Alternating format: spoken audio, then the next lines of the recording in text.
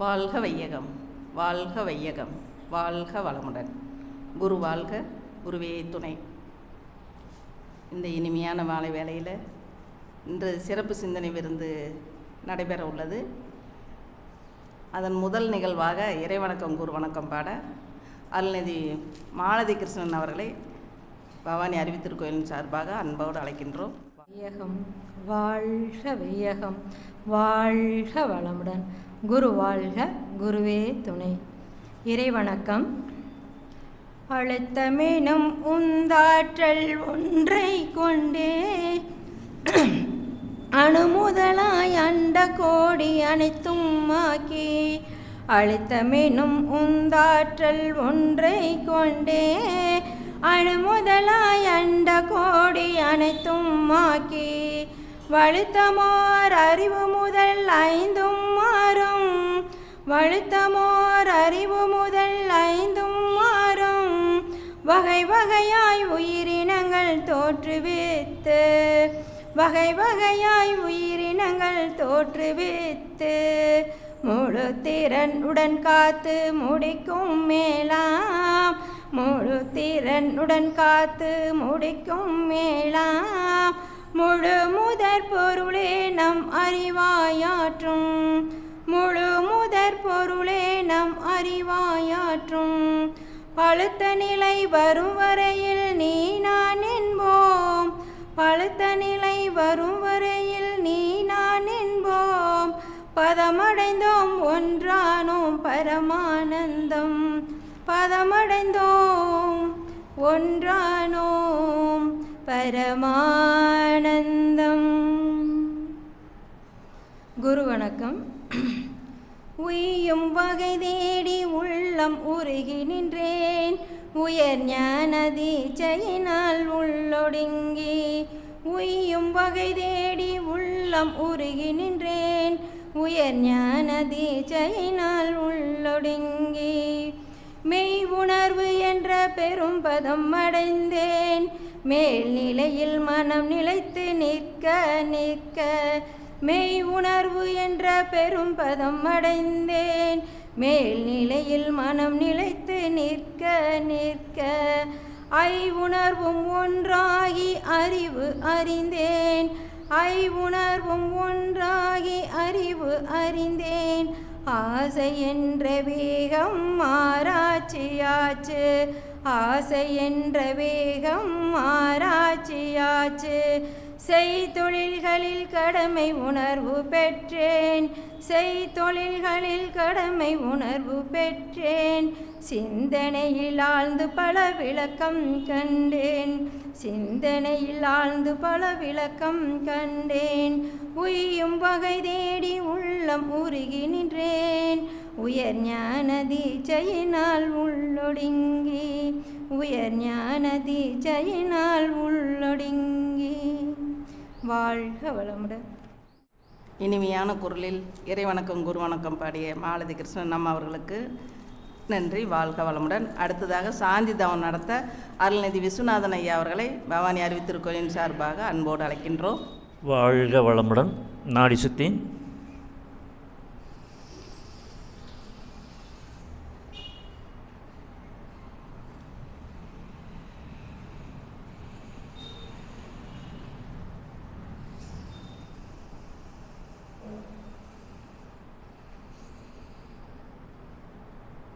கிணறு ஆறு எல்லாம் நிரம்பி வழிய, மாறி அளவாய் பொழிக மக்கள் வளமாய் வாழ்க.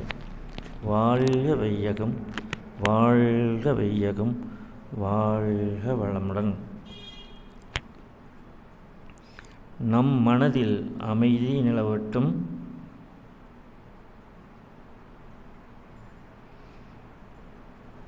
நம்மை சுற்றிலும் அமைதி நிலவட்டும்,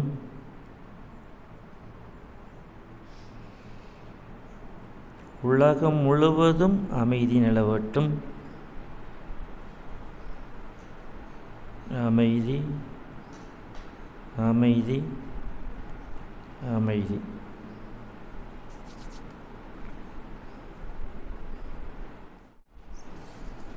சாந்தி தவம் நடத்தி அரங்கம் முழுவதும் அமைதியும் இனிமையும் உருவாக்கிய அருள்நிதி விஸ்வநாதன் ஐயா அவர்களுக்கு நன்றி. அடுத்ததாக வந்தாரை வரவேற்கும் விதமாக வரவேற்பை உரை நல்க அருள்நிதி பிரபு ஐயா அவர்களை பவானி அறிவித்திருக்கோயிலின் சார்பாக அன்போடு அழைக்கின்றோம். வாழ்க வையகம், வாழ்க வையகம், வாழ்க வளமுடன். குரு வாழ்க, குருவே துணை. இன்றைய நிகழ்ச்சியை சிறப்பாக தொகுத்து வாழ்ந்து கொண்டிருக்கும் நமது பவானி அறிவித்திருக்கோயிலின் செயலாளர் மற்றும் அருள்நிதி என் கிருஷ்ணவேணி அம்மா அவர்களை வாழ்க வளமுடன் என வாழ்த்தி வரவேற்கின்றோம். இறை வணக்கம் குரு வணக்கம் பாடிய அருள்நிதி மாலதி கிருஷ்ணன் அம்மா அவர்களை வாழ்க வளமுடன் என பவானி அறிவித்திருக்கோயிலின் சார்பாக வாழ்த்தி வரவேற்கின்றோம். நம்மளுக்கு சிறப்பாக சாந்தி தவறம் ஏற்றி கொடுத்த அருள்நிதி விஸ்வநாதன் ஐயா அவர்களை பவானி அறிவித்திருக்கோயிலின் சார்பாக வாழ்க வளமுடன் என வாழ்த்தி வரவேற்கின்றோம். வாழ்க்கை சக்கரம் என்னும் தலைப்பில் சிறப்பு சிந்தனை விருந்து அளிக்க திருப்பூரிலிருந்து வருகை தந்து இருக்கும் அருள்நிதி கோ சரவணன் ஐயா அவர்களை பவானி அறிவித்திருக்கோயிலின் சார்பாக வாழ்க வளமுடன் என்று வாழ்த்தி வரவேற்கின்றோம். கடைசியாக நன்றியுரை அளிக்கவிருக்கும் அருள்நிதி அசோக் ராவ் ஐயா அவர்களை பவானி அறிவித்திருக்கோயிலின் சார்பாக வாழ்க வளமுடன் என வாழ்த்தி வரவேற்கின்றோம். வாழ்க வளமுடன், வாழ்க வளமுடன், வாழ்க வளமுடன், வாழ்க வளமுடன். இன்று நமக்கு சிந்தனை விருந்து அளிக்க வந்திருக்கும் ஐயா கோ சரவணன் ஐயா அவர்களை பற்றி ஒரு சிறிய அறிவிப்பு. ஐயாவுடைய பேர் கோ சரவணன். திருப்பூரை சேர்ந்தவர். அவருடைய தொழில் கார்மெண்ட்ஸ். மனவளக்கலையில் பல ஆண்டுகளாக தொடர்பில் இருக்கிறாரு. நிறைய ஸ்கூலு காலேஜுக்கெல்லாம் போய் நிறைய சர்வீஸ் பண்ணிகிட்ருக்கிறாரு. நிறைய தொழிற்சாலைகளுக்கு போய் நிறைய பயிற்சி கொடுத்துட்ருக்கிறாரு. மனவளக்கலையை பல ஆண்டுகளாக கொண்டு போய் சேர்ப்பதில் மிகுந்த சேவை செஞ்சிட்ருக்கிறாரு. அதேமாதிரி திருப்பூருங்கும் போது அங்கே தொழில் நகரம். அங்கே மேக்சிமம் வேலை செய்கிறவங்க எல்லாமே நார்த் இண்டியன்ஸ் முக்கால்வாசி பேர் இருக்கிறாங்க. அவங்களுடைய மொழி தாய்மொழி ஹிந்தி. அதனால் ஹிந்தியில் இருக்கிறதுனால மனவளக்கலையை ஹிந்தியில் அவங்களுக்கு சொல்லித்தரதில் ஐயா ரொம்ப எக்ஸ்பர்ட்டாக இருக்கிறாரு. ஹிந்தி மொழி அவருக்கு தெரியறதுனால அவங்க மனவளக்கலையையும் ஹிந்தி மொழியிலேயே அவங்களுக்கு கற்றுக் கொடுத்து மனவளக்கலையை பரப்பிட்டுருக்கிறாரு. ஏன்னா நார்த் இண்டியன்ஸ் எல்லாம் கற்றுக்கிறதா இருந்தால் ரொம்ப சிரமம். நம்மளாம் சொல்லித்தரவே முடியாது அவங்களுக்கெல்லாம். அதில் ரொம்ப சிறந்து பணியை செஞ்சிட்ருக்கிறாரு. அப்பேற்பட்ட ஐயா இன்னைக்கு நமக்கு பேசுகிற தலைப்பு வாழ்க்கை சக்கரம். வாழ்க்கை அப்படின்னாவே வாழ்வு ப்ளஸ் கை. அவங்கவுங்க வாழ்க்கை யார் கையில் இருக்குதுங்க? அவங்கவுங்க வாழ்க்கை அவங்கவுங்க கையில் தான் இருக்குது. சக்கரம் அப்படின்னாவே விஞ்ஞானத்தில் கண்டுபிடிப்புலேயே முதன்மையானது சக்கரம் தான். சக்கரம் கண்டுபிடிச்சதுக்கு அப்புறம்தான் அவங்க விஞ்ஞான பொருள் நிறையா கண்டுபிடிச்சாங்க அப்படிங்கிறாங்க. அதுக்கு முன்னாடி மக்கள் அறிவு ரொம்ப கம்மியாக தான் இருந்தது. என்னைக்கு ஒரு மனிதன் சக்கரத்தை கண்டுபிடிச்சானா அதுக்கப்புறம் அவனுடைய வளர்ச்சி விஞ்ஞான வளர்ச்சியை அளவிட முடியாத அளவுக்கு நம்ம போய் இன்றைக்கி தொட்டிருக்கிறோம். அந்த அளவுக்கு சக்கரங்கிறது அவ்வளோ வாழ்க்கையில் மனிதனுக்கு ஒவ்வொரு இதுலேயுமே முக்கியம் அப்படிங்கிறேன். அவர் விஞ்ஞானிகள் சக்கரத்தை கண்டுபிடிச்சி விஞ்ஞானத்தில் எவ்வளோ உச்சத்தை அடைஞ்சாங்களோ அது மாதிரி நம்மளுடைய விஞ்ஞானிகள் வாழ்க்கைங்கிற சக்கரத்தை கண்டுபிடிச்சி வாழ்க்கைனா என்ன அப்படின்னு நம்மளுக்கு கொடுத்துட்டு போயிருக்கிறாங்க. அப்படி கண்டுபிடிச்சவங்க தான் இன்னும் இந்த நிமிஷம் வரையில் வாழ்ந்துட்டுருக்குறாங்க. சக்கரம்னாவே என்னங்க? எங்கேருந்து ஆரம்பிக்குதா அங்கே போய் ஃபினிஷ் ஆனால் தான் அந்த சக்கரம் முழுமையடையும். அதேமாரி நம்ம வாழ்க்கைங்கிறது நம்ம பிறப்பிலிருந்து ஆரம்பித்தா கடைசியில் எங்கே போய் இறப்பில் தான் நம்மளுக்கு போய் முடியுது. சாமி தான் சொல்லுவார், இறப்புக்கும் இடையே உள்ளது பூ உலக வாழ்வு அப்படிங்கிறார். இந்த வாழ்க்கைங்கிறதே என்னங்க? நம்ம பிறந்ததுலேருந்து இருக்கிறதுன்னு இடையில நம்ம வாழ்கிறதா வாழ்க்கை.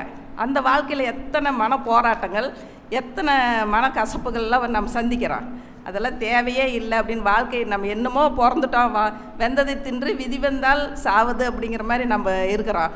அப்பேற்பட்ட வாழ்க்கையை தத்துவமாக்கி கொடுத்தது நம்ம வேதாத்ரி மகரிஷி அவர்கள். நம்மளுடைய வாழ்க்கையை தத்துவமாக இருக்கணும் அப்படின்னு சொல்லியிருக்கிறாரு. அது எப்படி அந்த வாழ்க்கையை நம்ம வாழ்கிறது அப்படின்னு சொல்லி கொடுத்தது நம்மளுடைய மகரிஷி தான். அதுக்கு முன்னாடி நம்மளுக்கு அதெல்லாம் தெரியாது. ஒன்றுமே இல்லாமல் பிறந்து எல்லாமே வேணும்னு அலையிறோம். பிறக்கிறப்போ ஒன்றுமே இல்லாமல் பிறக்கிறோம். ஆனால் வாழ்கிறப்ப எப்படி இருக்குதுங்க? எல்லாமே வேணும், அது வேணும், இது வேணும்னு கோடான கோடி எண்ணி அனுபவிக்கிறோம். அத்தனையும் அனுபவிச்சுட்டு கடைசியில் என்ன எப்படி போகிறோங்க? ஒன்றுமே இல்லாமல் போகிறோம். இதுதான் நம்ம வாழ்க்கை. அதை புரிஞ்சுக்கிட்டதுனால தான் சாமிஜி மகான்கள்லாம் என்ன பண்ணாங்க? நம்ம வாழ்க்கை அதுக்கு பிறந்ததில்லை, நாம் சாதிக்க பிறந்தவங்க அப்படின்னு நினச்சி அவங்க என்னங்க வாழ்க்கையை வந்து சிறப்பாக வாழ்ந்து காமிச்சிட்டு போயிருக்கிறாங்க. இப்போ மகரிஷி சொல்கிறாரு அப்படின்னா இப்படியெல்லாம் வாழ முடியுமா அப்படின்னா அவரே நம்ம குருவே வாழ்ந்து காட்டிட்டு 96 வருஷம் நிறைவாக வாழ்ந்து காட்டிட்டு போயிருக்கிறாரு. அப்பேற்பட்ட குருவில் வழியில் வந்த நாம் வாழ்க்கையை எப்படி நம்ம வாழணும் அப்படிங்கிறத, வாழ்க்கை சக்கரத்தை எப்படி கொண்டு போகணும்னு சொல்கிறாங்களுங்க. சக்கரம் 2 சக்கரம் ஒழுங்குமாக இருந்தால் தான் வண்டி ஓடும். ஒரு சக்கரம் சிறியதென்றால் எந்த வண்டி ஓடும்னு கண்ணதாசன் கேட்பார்.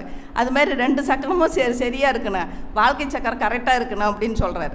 அதனால தான் அப்துல் கலாம் சொன்னார், நம்மளுடைய பிறப்பு என்பது எப்படி இருக்கணுங்க, பிறப்பு என்பது ஒரு சம்பவமாக இருக்கலாம், இறப்பு என்பது சரித்திரமாக இருக்கணும் அப்படின்னார். பிறப்பு எல்லாத்துக்குமே நம்மளுக்கு தெரியாது, நம்ம எப்படியோ பிறந்துட்டோம், அது ஒரு சம்பவம். எல்லோரும் பிறக்கிற மாதிரி நாமளும் பிறந்துட்டோம். ஆனால் நம்ம வாழ்க்கை சிறப்பாக வாழ்ந்தால் நம்மளுடைய வாழ்க்கை எப்படி இருக்குங்க, சரித்திரமாக இருக்கும் அப்படின்னார். இப்போ அவங்க வாழ்க்கையில் சரித்திரமாக இருக்குதுங்களா இல்லைங்களா? இப்போ அப்துல் கலாம் வாழ்க்கையாகட்டும், மகரிஷி வாழ்க்கையாகட்டும், விவேகானந்தர் ஆகட்டும், புத்தராகட்டும், அவங்களாம் வாழ்ந்த வாழ்க்கையெல்லாம் எப்படி இருக்குங்க? நாம் அவங்க வாழ்க்கையை பின்பற்றி வாழ்கிற அளவுக்கு அவங்க வாழ்ந்து காட்டிட்டு போயிருக்கிறாங்க. அப்பேற்பட்ட வாழ்க்கையை நம்ம வாழணுங்கிறதுக்காக தான் மகரிஷி நமக்கு இவ்வளோ வாழ்க்கை தத்துவங்கிறதே வாழ்க்கையை தத்துவமாக்கி கொடுத்துட்டு போயிருக்கிறாங்க.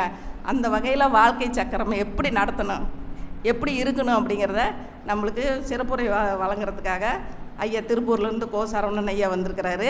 அவரை பவானி அறிவித்திருக்கோயிலின் சார்பாக, இங்கே வந்திருக்கும் அனைத்து அன்பர்களின் சார்பாகவும் வாழ்க வளமுடன் என வாழ்த்தி வரவேற்கிறோம். வாழ்க வளமுடன்.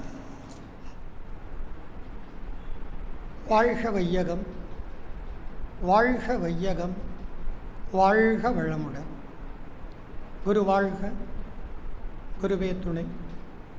குருவுக்கு மேலான தெய்வமில்லை, குரு அருளுக்கு நிகரான செல்வமில்லை. வாழ்க வளமுடன். இந்த இனிமையான மாலை பொழுதிலே வாராந்திர சத்சங்கத்திலே கலந்து கொள்ள வந்திருக்கும் இருபால் மையன்பர்களை வருக என வரவேற்று, உங்கள் அனைவருக்கும் என்றென்றும் இறையருளும் குருவருளும் துணை புரிந்து வாழ்வின் எல்லா நிலைகளிலும் நீங்கள் ஏற்றமும் மகிழ்ச்சியும் மனநிறைவும் ஓங்கி வாழ்க வளமுடன் என வாழ்த்தி இன்றைய சிந்தனையை நாம் தொடங்கவிருக்கிறோம். வாழ்க வளமுடன், வாழ்க வளமுடன். அன்பானவர்களே, கிருஷ்ணவேணி அம்மா பேராசிரியர் அறிமுக உரையில் ஒரு துவக்க உரையை மிகச் சிறப்பாக பல விஷயங்களை சொல்லியிருக்காங்க. கிட்டத்தட்ட நானும் அதை தான் பேசணும்னு நினச்சி தான் வந்தேன். இப்போ அவங்க அதை நல்லா லீடு கொடுத்துட்டாங்க. கொஞ்சம் அதை மாற்றி இன்னும் கொஞ்சம் வேறு விதமாக பேசலான்னு இப்போ ஒரு யோசனை பண்ணிட்டேன். அதுதான் சப்ஜெக்ட், அதுதான். பட் இருந்தால் இன்னும் கொஞ்சம் வித்தியாசமாக பண்ணலான்னு. இப்போ அந்த வகையில் ஆதிசங்கர பகவத்பாதர் சொல்லுவார், சத்சங்கத்தே நிச்சங்கத்துவம், நிச்சங்கத்தே நிர்மோகத்துவம், நிர்மோகத்துவே ஜீவன் முக்தி அப்படிம்பார். நிശ്ചல தத்துவம், நிശ്ചல தத்துவே ஜீவன் முக்தி என்பாங்க. அப்போ சத்சங்கம் என்பது நிர்மோகம். மோகம்னு என்னங்க, கடும் பற்று. அந்த பற்றுதல்களை விடுவதற்கு அந்த பற்று எப்படி இருக்கணுங்க, தாமரை இலை நீர் போல இருக்கணும், இருக்கக்கூடாது. அந்த மாதிரியான சூழ்நிலையில் நம்ம அறிவை வளர்த்து கொள்வதற்கு தான் சத்சங்கம். அப்போ சத் என்றால் என்னென்னா உண்மை பொருள், மெய்ப்பொருள், சத்தான பொருள், மூலமான பொருள். அந்த பொருளை பற்றி அறிஞர் பெருமக்கள் கூடி சிந்திக்கக்கூடிய சபைக்கு பேர் தான் சத்சங்கம். அப்போ சத்சங்கத்தை நிச்சங்கத்துவம் என்று ஆதிசங்கர பகவத்பாதர் சொன்னது போல் இந்த பவானி அறிவு திருக்கோயிலில் வாராந்திர நிகழ்ச்சியாக சிறப்பாக நடைபெற்று கொண்டு இருக்கிறது. அந்த வகையில் இன்றைக்கி நாம் எடுத்திருக்கக்கூடிய தலைப்பு வாழ்க்கை சக்கரம். ஏற்கனவே உதயகுமார் ஐயா 2-3 வாட்டி எனக்கு ஃபோன் பண்ணி, 2 வாட்டி நான் ஃபோன் அட்டன் பண்ணல, ஒரு வாட்டி ஃபோன் அட்டன் பண்ணி அப்புறமேட்டு தான் டைம் கொடுப்பேன்னு சொல்லி கடைசியில் இப்போ கடைசியாக அவர் ஃபோன் பண்ணும்போது என்னால் மறுக்கவே முடியல. சூழ்நிலை வேறு மாதிரி எனக்கு இருந்தாலும் கூட இந்த முறை மறுக்கக்கூடாதுன்னு டேட்டை கொடுத்துட்டு அப்புறம் தலைப்புக்கு ரொம்ப நேரம் வாட்ஸ்அப் பண்ணிகிட்டே இருந்தார். அப்புறம் வாழ்க்கை சக்கரம்னு போடுன்னு போட்டு விட்டு அப்புறம் இன்றைக்கி மத்தியானம் உட்காந்து ப்ரிப்பேர் பண்ணி இப்போ இங்கே சேர்ந்துருக்கேன். இது இறைநிலையின் திருவிளையாடல். குருவோட அனுகிரகம் இருக்குன்ற நம்பிக்கையில் வந்துட்டு பேசுவதற்கு. அந்த வகையில் இன்றைக்கி நம்ம பார்க்க போகிற தலைப்பு வாழ்க்கை சக்கரம். இப்போ வாழ்க்கைன்னா அம்மா அழகாக சொன்னாங்க. வாழ்க்கைன்னா என்னங்க, வாழ்தல் அப்படின்னு நம்ம நினச்சிட்ருக்கோம். வாழ்தல்னால் என்னென்னா உயர்தல் அப்படின்னு சொல்கிறாரு மகரிஷி. வாழ்க்கை என்னங்க, வாழ்தல் என்றால் உயர்தல் அப்படின்னு சொல்கிறாரு.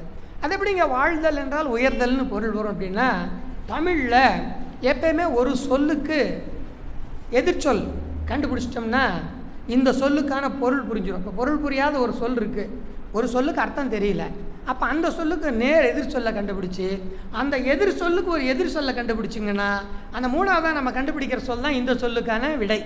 அப்போ வாழ்தல், வாழ்வுன்னா அதுக்கு எதிர் சொல்லுனாங்க தாழ்வு, சாவு இல்லை. வாழ்வுன்னா தாழ்வு, தாழ்வுக்கு எதிர் சொல் உயர்வு, அவ்வளோதான்.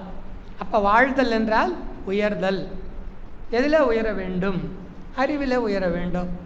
அதுதான் ஆன்மீகத்தில் எல்லாரும் சொல்கிறது, உச்சபட்சமான அறிவின் உச்ச நிலையை அடைய வேண்டும் என்பது தான்.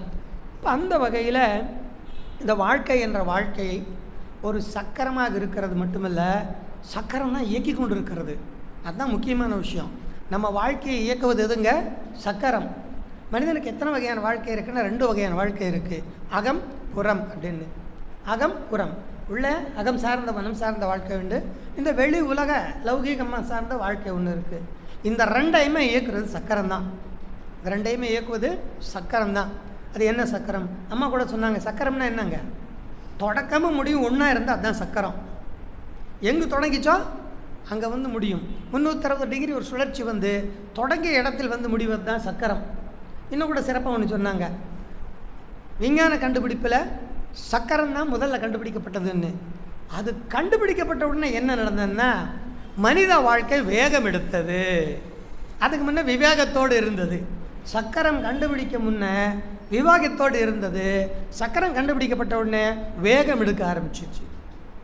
இந்த புறச்சக்கரமான இந்த வண்டி சக்கரம் கண்டுபிடிச்ச பிற்பாடு இந்த அகச்சக்கரமான நம்ம உடம்பில் இருக்கக்கூடிய சக்கரங்களுடைய இயக்கத்துக்கும் இந்த இயக்கத்துக்கும் ஒத்து வராததுனால மனித வாழ்க்கை என்னாச்சுங்க? வேகம் பிடிச்சி தடுமாறி புரண்டு போச்சு.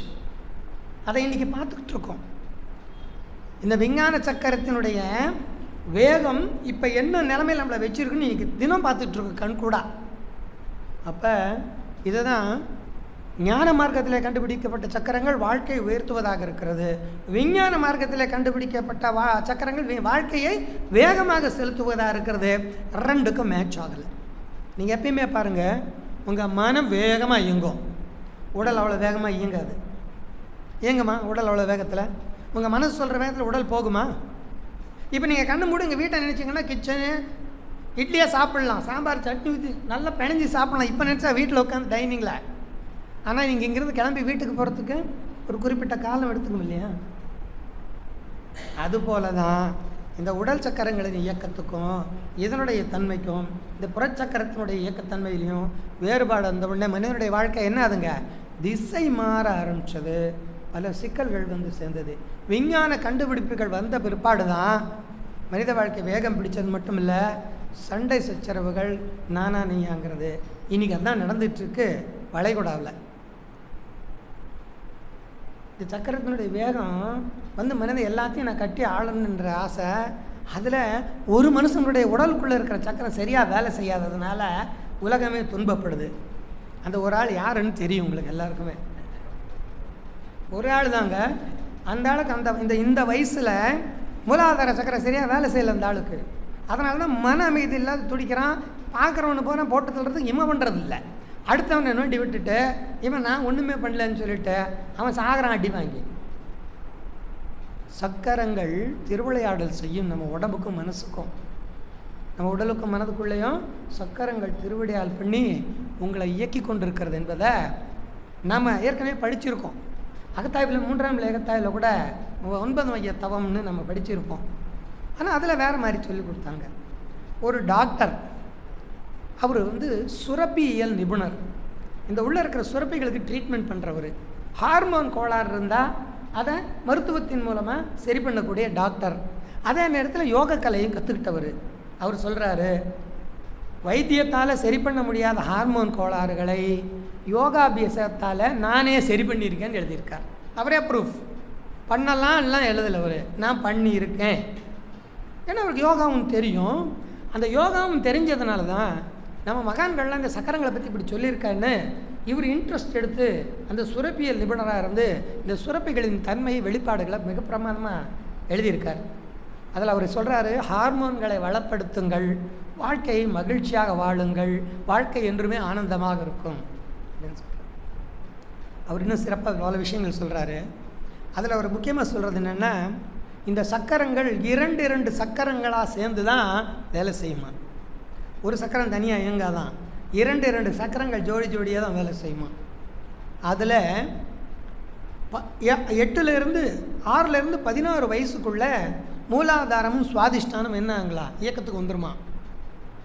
மூலாதாரமும் சுவாதிஷ்டானமும் இயக்கத்துக்கு வந்துடும். அந்த இயக்கம், இந்த சக்கரத்தின் இயக்கமும் அங்கே இருக்கிற உயிர் சக்தியின் சுழற்சியும் அந்த ஹார்மோன் சக்கரத்தில் உற்பத்தி ஆகிற ரசாயனங்கள் இந்த 3 இணைஞ்சு வேலை செய்யலைன்னா அவன் தடமாறி போயிடுவான் வாழ்க்கையில்.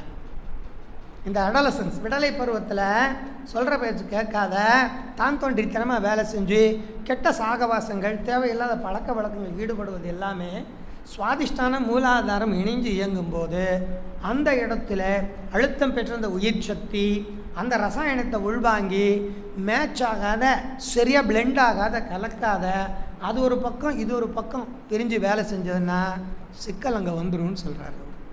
ஏன்னா அவர் வந்து பல ட்ரீட்மெண்ட், பல இந்த மாதிரி கேஸை பார்த்து அனுபவத்தில் தான் அதை எழுதியிருக்காரு. அவர் இன்னும் கூட அழகாக சொல்கிறாரு, சக்கரங்கள்னால் என்ன அப்படின்னு அவர் கேட்குறாரு ஒரு கேள்வி.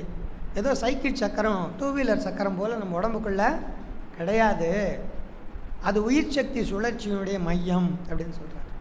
அது என்ன உயிர் சக்தியினுடைய சுழற்சி அப்படின்னா, இந்த உடல் என்பது அணுக்களின் கூட்டு. உடல் என்பது அணுக்களின் கூட்டு.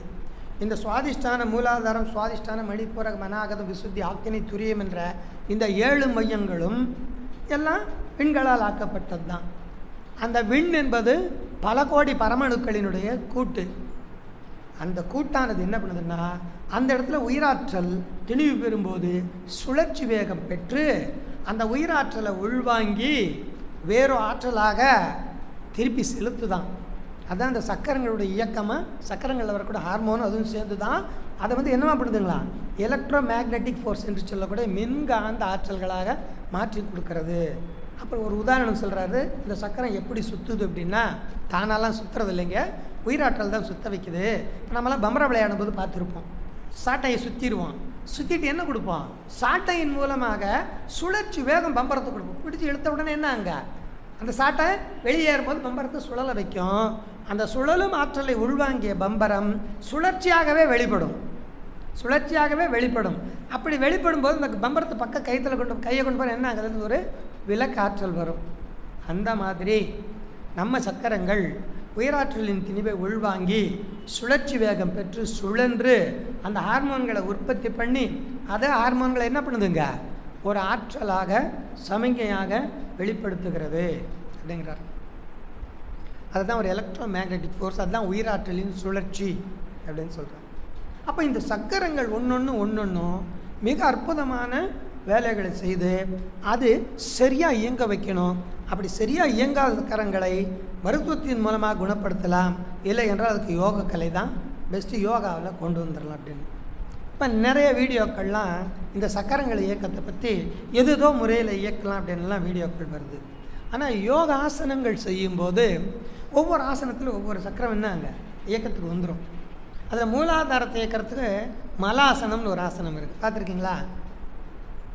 டாய்லெட் உட்கார்ற மாதிரியே உட்காரணும், கையை இப்படி சேர்த்து வச்சு உட்காரணும், இப்படி கையை தொப்புளு கீழே வச்சு இப்படி சேர்த்து வச்சு பாத்ரூம் உட்கார்ற மாதிரி உட்காரணும், கீழே குத்துக்கால் போட்டு. அதுக்கு பேர் தான் மலாசனம். அது பண்ணினா மூலாதாரம் அற்புதமாக ஆக்டிவேட் ஆகுமா. மூலாதார சக்கரம் இருக்குது. யோகாசனங்கள் எல்லாமே சக்கரங்களை இயக்குவது தான். நம்ம பயிற்சியும் ஒன்று அதுக்கு குறைவெல்லாம் கிடையாதுங்க. நம்ம மனவளக்கலை பயிற்சியும் ஒன்றும் அதற்கு குறைவு கிடையாது. சரியாக பயிற்சிகளை உணர்ந்து பண்ணால் சக்கரங்கள்லாம் என்ன ஆகுதுங்க, இயல்பான ஆக்டிவேட் வந்துடுது. காயகல்ப பயிற்சி மூலாதாரத்தையும் துரியத்தையும் இணைச்சி ஆக்டிவேட் பண்ணிடும். நீங்கள் நல்லா காயகல்பம் பண்ணி ஓஜஸ் எழுதி போட்டிங்கன்னா இங்கே டக்கு டக்குன்னு துடிப்பு வந்துடும். யாருக்கெல்லாம் வரும் துடிப்பு? யாராவது உணர்ந்துருக்கீங்களா? துடிப்பு இங்கே வந்துடும். வந்ததுன்னா ஓஜஸ் கரெக்டாக போய் எங்கள் சக்கராவை ஆக்டிவேட் பண்ணி வச்சுன்னு அவர் சிறப்பாக சொல்கிறாரு. ஆக்னியும் சுவாதிஷ்டம், இது சகசிராதாரம், இந்த 2 சக்கரம் ரொம்ப ஸ்பெஷலாக பேசுகிறார் அவர். அது கடைசியில் பேசுவோம், அப்படியே வரிசையாக வருவோம். அப்போ மூலாதாரம் சுவாதிஷ்டானம் இணைந்து இயக்கக்கூடிய வயது 6லிருந்து 16 வரை. இந்த பருவத்தில் அதனுடைய இயக்கம் சரியில்லாமல் போனால், இணக்கம் இல்லாத சிங்க்னரைஸ் ஆகாத போச்சுன்னா தடம் மாற்றும் வாழ்க்கையில் வந்துடும். அப்படிங்கிறத அவர் சொல்கிற முக்கியமான விஷயம். அதே போல் சுவாதிஷ்டானமும் அநாகதமும் இணைந்து இயங்குனா அது என்ன விளைவுகளை ஏற்படுத்தும்? ஆக்கினையும் துரியமும் இணைந்து இயங்குனா என்ன விளைவுகளை ஏற்படுத்தும்? விசுத்தி சக்கரமும் சுவாதிஷ்டானமும் இணைந்து இயங்குனா என்ன விளைவுகளை ஏற்படுத்தும்னு மிக அற்புதமான விளக்கங்களை கொடுத்துருக்காங்க. அதையெல்லாம் என்னால் ஞாபகம் வச்சுக்க முடியல, படித்து வந்தாலும் டைம் இல்லை எனக்கு. அதனால் என்ன பண்ணிட்டேன், பூராத்தையும் டிக்கு காப்பி அடிச்சுட்டு வந்துட்டேன்.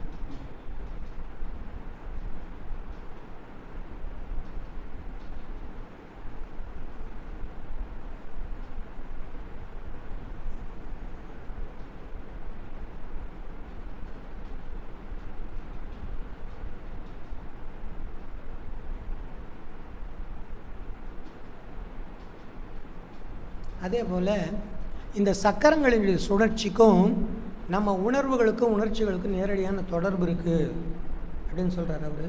நீங்கள் ஒவ்வொரு உணர்ச்சி நிலையில் இருக்கும்போது ஒவ்வொரு சக்கரத்துடைய இயக்கம் வேறு விதமாக இருக்கும். அதில் உயிர் சக்தியின் வெளிப்பாடு பல்வேறு ஏற்றத்தாழ்வுகளோடு இருக்கும் அப்படின்னு சொல்கிறார்.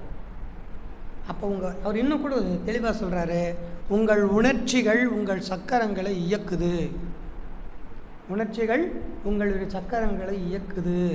அதனால் உணர்ச்சி நிலையில் வாழ வேண்டாம், உணர்வு நிலையில் வாழணும்னு அவரும் சொல்கிறார். மகிழ்ச்சி என்ன சொல்கிறாருங்க, உணர்ச்சி வயப்பட்ட வாழ்க்கை வேண்டாம், உணர்வு நிலையில் வாழணும், உணர்வாளர்களாக இருக்கணும்னு சொல்கிறாரு. அப்போ உணர்வுகள் உணர்ச்சிகள் ரெண்டுக்குமான சிறிய வித்தியாசம் என்னென்னா, உணர்ச்சி என்பது புலன் வயப்பட்ட மனநிலை, அவ்வளோதான். தோல் நாக்கு மூக்கு கண்ணு காதுக்காக நாம் சிந்திக்கும்போது உணர்ச்சியமாக தான் இருப்போம். தொட்டு சுவைத்து முகர்ந்து பார்த்து கேட்பதற்கான செயல்களை செய்யும்போது எக்காரணத்தை கொண்டு நம்ம எதில் இருப்போங்க, அப்படி ஞான நிலையிலே இருப்போம். அதனால தான் மகரிஷி சொல்கிறாரு, தீட்சை கொடுத்த உடனே கல்கண்டை கொடுத்துட்டு, இன்று முதல் நீங்கள் எந்த புலன் அனுபவம் பெறும்போதும் மனதை ஆக்கினையில் வைத்திருக்க பழகி கொள்ளுங்கள். இந்த புலனை விட்டு கொஞ்சம் தாண்டி வந்து யோசிப்பதற்காக சொல்கிறது தான் அது. துரியத்துக்கும் அதே மாதிரி சொல்லுவாங்க.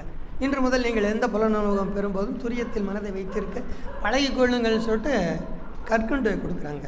நம்மளுங்க என்ன பண்ணுறாங்க, டக்குன்னு கல்கண்டு வாங்கி கொடுத்தா கடக்கு முட்டக்குன்னு மெல்ல ஆரம்பிச்சிடுறாங்க. நம்ம சொன்னாலும் கேட்க மாட்டேங்கிறாங்க. ஐயா அதை மெல்லாதீங்க, அது பாட்டு கிடக்கட்டுமா இல்லை, நீங்கள் மனசை இங்கே வைங்கன்னா ஒரு 10 பேர் தீட்சை கொடுத்தா ஒருத்தர் தான் இங்கே கவனிக்கிறாங்க. அவங்க தான் சொல்கிறாங்க எனக்கு இனிப்பு தெரியல. மச்சால என்ன சொல்கிறாங்க, இனிப்பு தெரியுதா தெரியலன்னா பதிலே சொல்ல முடியாது, அவங்க கடிச்சிட்டாங்க, சப்பி சாப்பிட்டுட்டாங்க கற்கண்டை. அப்போ பாருங்கள் எவ்வளவு நுணுக்கமாக மகரிஷி நமக்கு இந்த சக்கரங்களை முறையாக இயல்பாக இயக்குவதற்கு பயிற்சி முறை கொடுத்துருக்காங்க. தான் ஆச்சரியப்படுறேன். இதை நான் படித்த உடனே தான் அதனுடைய மகிமை இன்னும் எனக்கு அது தெரிய வந்தது. சரி, அப்போ 2 இயங்கக்கூடிய சக்கரங்கள் என்ன பண்ணுதுன்னு கேட்டிங்கன்னா, ஒரு சூரிய ஒளியை ஒரு லென்ஸ் மூலமாக குவிச்சா அது என்னவா மாறுதுங்க, கத்திக்கும். ஒரு பேப்பரை நீங்கள் வச்சு சூரிய ஒளியை வச்சு லென்ஸில் ஒரு இடத்துல ஃபோக்கஸ் பண்ணி பாயிண்டில் வச்சா என்ன மாதிரி இன்னொரு ஆற்றலாக மாறிவிடும். அதுபோல் 2 சக்கரங்கள் சரியாக இயங்கி அதை அந்த ரசத்தை உற்பத்தி பண்ணி அது உயிர் சக்தி சுழற்சியோடு இணைந்து இயங்கும்போது அது வேறு ஒரு சக்தியாக, மனோசக்தியாக உங்கள் வாழ்க்கையை வளமாக்கக்கூடிய சக்தியாக மாறுன்றார் அவர். இன்னும் சிறப்பாக சொல்கிறார் இவர் டாக்டர் சொல்கிறாரு, ஆக்கினை கரெக்டாக இயங்குனா வாழ்க்கை வளமாகுமா. என்னடா இவர் இப்படி சொல்கிறாருன்னு நான் என்ன பண்ணேன், வடமொழியில் யாராவது இந்த ஆக்கினை பற்றி ஏதாவது சொல்லியிருக்காங்களா பலனை பற்றின்னு போய் பார்த்தா அது ஹிந்தியில் போட்டாலும் அதுதான் வருது, வாழ்க்கை வளமாகும் ஆக்கினை கரெக்டாக இயங்குனா அப்படின்னு. என்னடா இது இவ்வளோ ஆச்சரியமாக இருக்குது, அற்புதமாக இருக்குது. மகரிஷி என்ன சொல்கிறாரோ அதை தான் எல்லோரும் சொல்கிறாங்க. எல்லோரும் சொன்னதான் மகரிஷி சொல்லியிருக்காரு. நம்ம புரிஞ்சுக்கிட்டதில் கொஞ்சம் ஏதோ குறைபாடு இருக்குதுன்னு எனக்கு தெரியுது. நம்ம அதை புரிஞ்சுக்கிட்டு செய்கிறதுல ஏதோ குறைபாடு இருக்குது. இன்னும் தவத்தை எப்படி பண்ணுங்க, சின்சியராகவும் உணர்வுபூர்வமாகவும் உணர்ந்து செய்யணும் அப்படிங்கிறது தான் நமக்கு தெரியுது. சரி, அப்போ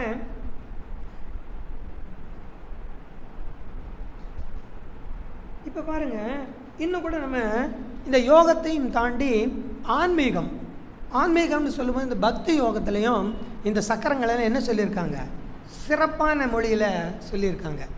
அது எங்கே வருதுன்னு கேட்டால் லலிதா சகஸ்ரநாமத்தில் பக்தி யோகத்தில் அந்த ஸ்லோகத்தில் மூலாதாரம், மணிப்பூரகம், ஆக்கினை, துரியம், அநாகதம், விசுத்தி எல்லா சக்கரங்களுக்கும் ஸ்லோகங்கள் சொல்லியிருக்காங்க.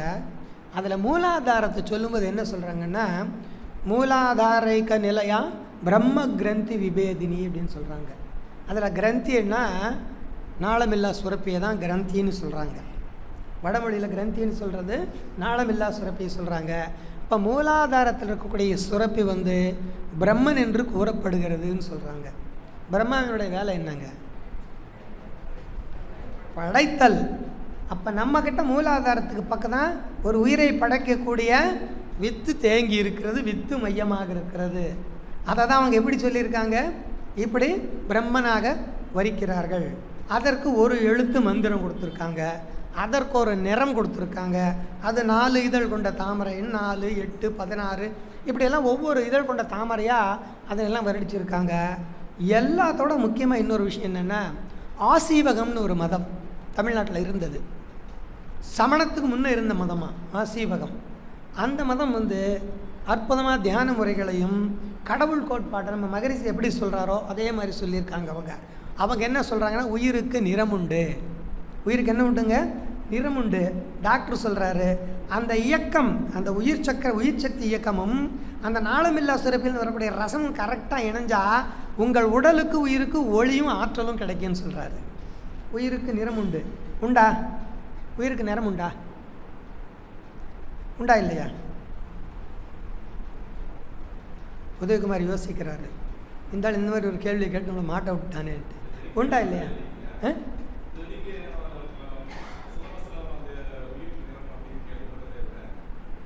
நான் கேட்குறது கேள்விப்பட்டீங்க பல்ல. நாமெல்லாம் உயிரை உணர்ற தவம் பண்ணணுமா இல்லையா? அப்போ யாருக்காவது வெளிச்சம் தெரிஞ்சதா, கலர் தெரிஞ்சதா? ஆக்கினை தீட்சை வாங்கின உடனே கரெக்டாக கவனிச்சிங்கன்னா உங்களுக்கு எந்த சக்கரம் நல்ல ஆக்டிவேஷனில் உள்ளே இருக்கோ அந்த சக்கரத்துக்கு உண்டான நேரம் இங்கே தெரியும். நிறைய பேருக்கு தெரியுது. நான் எப்போ ஆக்கினை தீட்சை கொடுத்தா நான் கேட்பேன், நெத்தியில் உங்களுக்கு என்ன உணர்வு தெரிஞ்சதுன்னு. சிலர் லைட் அடித்த மாதிரி தெரியுதும்பாங்க. வெள்ளை கலராக தெரிஞ்சதா, ப்ளூவாக தெரிஞ்சதா, ஆரஞ்சாக தெரிஞ்சதா, மஞ்சளாக தெரிஞ்சதா, 4-5 வண்ணத்தில் தெரியும். எனக்கு ப்ளூவாக தெரிஞ்சது ஆக்கினை தீட்சை கொடுத்தப்ப. என்னடா இது கலராக தெரியுது, உயிரை உணர்வுன்னு சொன்னாங்க, இல்லை கலர் வருதுன்னு நான் நினச்சேன். நான் டையிங் மாஸ்டர் நான், அதனால் நமக்கு கலர் வந்துருச்சு போல். அப்போ ஆன்மீகத்தில் உயர்ந்தவராக இருந்தால் சாமி வரும் போல். சிலர் வந்து எனக்கு மகாலட்சுமி தெரிஞ்சது, வெங்கடாதேவி தெரிஞ்சதுன்னு சொன்னாங்க. நான் அப்படி நினச்சிக்கிட்டேன். இப்போ படிக்கும்போது தான் தெரியுது உயிருக்கு நிறம் உண்டு. அதனால தான் ஒவ்வொரு சக்கரத்துக்கும் ஒவ்வொரு நிறம் கொடுத்துருக்காங்க. அந்த சக்கரங்களில் அந்த உயிர் சக்தி இயங்கும்போது அந்த நிறத்தை வெளிச்சத்தை உண்டு பண்ணும் போல். அதை பயோலூமினன்ஸ்ன்னு சொல்கிறாங்க விஞ்ஞானத்தில். பயோலூமினன்ஸ் உயிரின் வெளிச்சமாக. இந்த மின்மினி பூச்சிலாம் இருக்குல்ல, அதனுடைய உயிராற்றலாம் வெளிச்சமாக காட்டுது. இன்னும் சில பூச்சிகள் தன் இரையை தேடுவதற்கு அந்த உயிர் சக்தியின் வெளிச்சத்தை பயன்படுத்துதான். நிறைய ஆராய்ச்சிகள் போயிட்டுருக்கு விஞ்ஞானத்தில். அது வந்து பயோலூமினன்ஸ்ன்ற உயிருக்கு என்ன உண்டுங்க? நிறம் உண்டு. அந்த டாக்டரும் சொல்கிறாரு, ஆசீவகம் சொல்லுது, நான் அதை உணர்ந்தேன் ஒரு வாட்டி தான். அப்புறம் அடுத்தது நான் பண்ணும்போது தவமே வரல, அது வேறு விஷயம். கலர் தெரிஞ்சது, ஏன்னா அன்றைக்கி நம்ம இன்ட்ரெஸ்ட்டாக கற்றுக்கணும்னு போனோம். இப்போ நான் கற்றுக்கிட்டாச்சுல தீட்சை வாங்கின உடனே. தீட்சை வாங்கின அடுத்த நிமிஷம் நம்மலாம் யாருங்க? குண்டலினி யோகிகள். அப்போ அது தெரியணுங்க அவசியம் இல்லை அப்படின்னு நினச்சோம். அப்புறம் கொஞ்ச நாள் தவம் பண்ண பிறகு தான் தெரியுது, நாம் தவம் பண்ண முயற்சி பண்ணுறோம், இன்னும் தவம் பண்ணலை. தவம் பண்ண முயற்சி எடுத்து கொண்டிருக்கிறோம், இன்னும் முறையாக தவம் செய்யவில்லை என்றதே புரிய வந்தது. அந்த சக்கரங்களுடைய ஆற்றலுக்கு இன்னொரு உதாரணம் இருக்குது. இது எனக்கு நடந்த அனுபவம். என் பெருமையை சொல்கிறதா நினைக்க வேண்டாம், எனக்கு தெரியாமலே நடந்த அனுபவம். அதற்கான விடை பேராசிரியர்கள் கூட சொல்லலை யாரும். கொஞ்ச நாள் கழித்து எனக்கு புரிஞ்சது. அது ஆக்கினை தீட்சை வாங்கி ஒரு 10 நாள் 15 நாள் இருக்கும். ஒரு நாள் மதியம் வீட்டில் யாரும் இல்லை, சரி தவம் பண்ணி ப்ராக்டிஸ் பண்ணலாம் உட்காந்து தவத்தில் போன உடனே இந்த நெஞ்சுக்குழியிலேருந்து படாரனுக்கு ஒரு வெடிப்பு சத்தம் போல் கேட்டு வெடித்தது நல்லா தெரியுது. ஒரு பஸ்ட் ஆச்சு. அங்கே பஸ்ட் ஆகி உடம்பை சுற்றி ஒரு 3/4 அடி தூரத்துக்கு ஊறுது. அப்படியே 3/4 அடி தூரத்துக்கு அழுத்தமாக ஊறுது. என்னடா இந்த மாதிரி ஆகிடுச்சு, ஒருவேளை ஹார்ட் ஏதாவது பிரச்சனை ஆகிடுச்சு. எனக்கு பயம் வந்துருச்சு. ஏன்னா ஆரம்ப கால பயிற்சியாளர். அப்புறம் ஒரு பேராசிரியரை கேட்டேன், ஐயா இந்த மாதிரி நடந்துருச்சு என்ன காரணம்ன்ட்டு. அவருக்கும் விட ஆனால் அவர் சமாளித்தார். நீங்கள் மந்திரமெல்லாம் நிறையா சொல்லுவீங்களா அப்படின்னு. ஆமாங்க ஐயா, நான் லலிதா சகஸ்ரநாமம் விஷ்ணு சகஸ்ரநாமம் சொல்லுவேன், புரோகிதமெல்லாம் பண்ணுவேன், மந்திரமெல்லாம் ஜபம் பண்ணுவேன்னு. அவருக்கு அதுதான் டிப்ஸு. கரெக்ட். அப்போ உங்களுக்கு என்ன ஆச்சுங்க, அப்படி தான் நடக்கும்னு சொல்லிட்டு போயிட்டார்.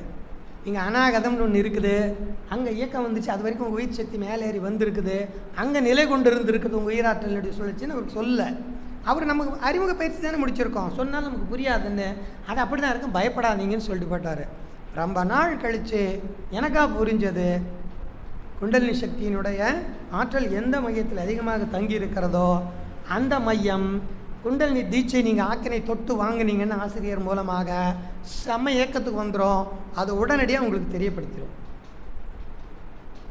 அவ்வளோ ஒரு அற்புதமான ஊறுற மாதிரி. அப்படியே இப்போ நினச்சா செலுக்குதுங்க உடம்பு. ஒரு 3/4 அடி கனத்துக்கு அப்படியே உள்ளே அழுத்துது, ஊறுது. இந்த காலெல்லாம் விருத்து போயிட்டால் ஒரு மாதிரி ஃபீல் ஆகும் பார்த்தீங்களா, அந்த மாதிரி உடலை சுற்றி. அப்போ இந்த உயிராற்றல் என்பது சக்கரங்களில் இயங்கும்போது மிகப்பெரிய ஆற்றலாக வெளிப்பட்டு கொண்டிருக்கிறது. நம்ம அதை கவனிக்கிறது இல்லை. நம்ம 9 மைய தமம் பண்ணும்போது நல்லா உணர்ந்து உயிராற்றலின் சுழற்சியை கவனித்து பண்ணணும். பண்ணினா நல்லாயிருக்கும்.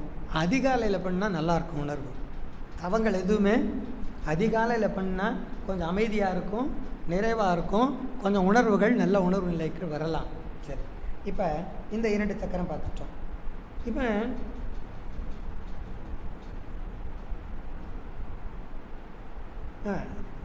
இன்னொரு முக்கியமான விஷயம் பாருங்கள், இந்த உடல் பருமன் இருக்குது பார்த்தீங்களா, அதை நிர்வகிக்கிறதுக்கு சுவாதிஷ்டானமும் அநாகதமும் நல்லா இணைந்து சரியாக இயங்கினா உடல் மெலிஞ்சிடலாமா, உடல் பருமனை குறைக்க முடியும்னு சொல்கிறாரு டாக்டர். அதுக்கு என்ன வேணும்னு சொல்கிறாருன்னா, சுவாதிஷ்டானம் சரியாக இயக்கம் வந்தால் உணவு கட்டுப்பாடு வந்துடுமா, அநாகதம் நல்ல இயக்கத்துக்கு ரெண்டும் சரியாக சிங்காக இயல்பாக வேலை செஞ்சால் மனக்கட்டுப்பாடு வந்துடுமா, நோய் எதிர்பார்த்தல் தன்மை பெருகிடுமா.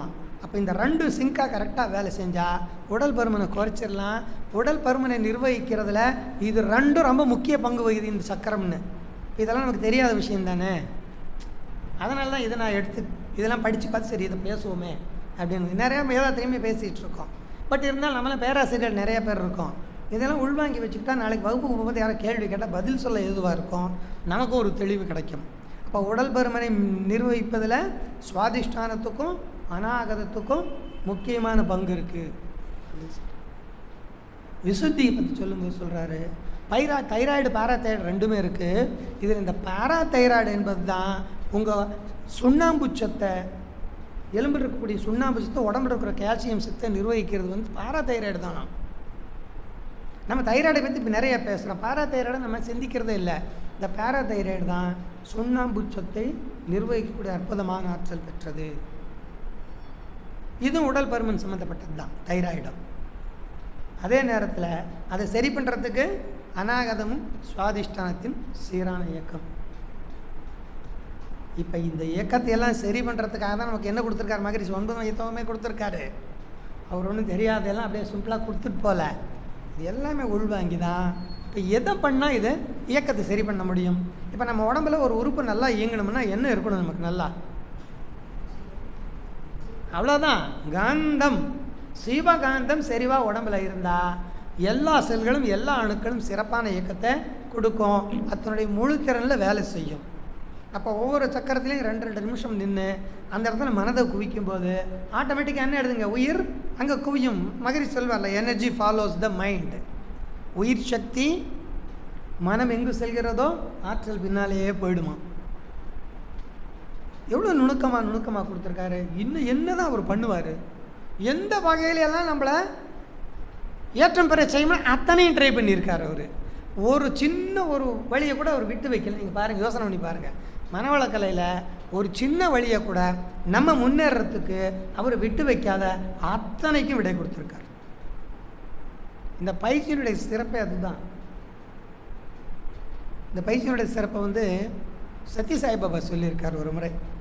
அவர்கிட்ட போய், சாமி நீங்கள் பெரிய மகானாக இருக்க, சித்து வேலையெல்லாம் நிறையா பண்ணுறீங்க, உயிர்னா என்ன அதை பற்றி விளக்கம் சொல்லுங்கன்னு ஒருத்தர் கேட்டிருக்கார். அவர் ஒரே பேச்சு சொல்லிட்டாராம், எனக்கு தெரியாது.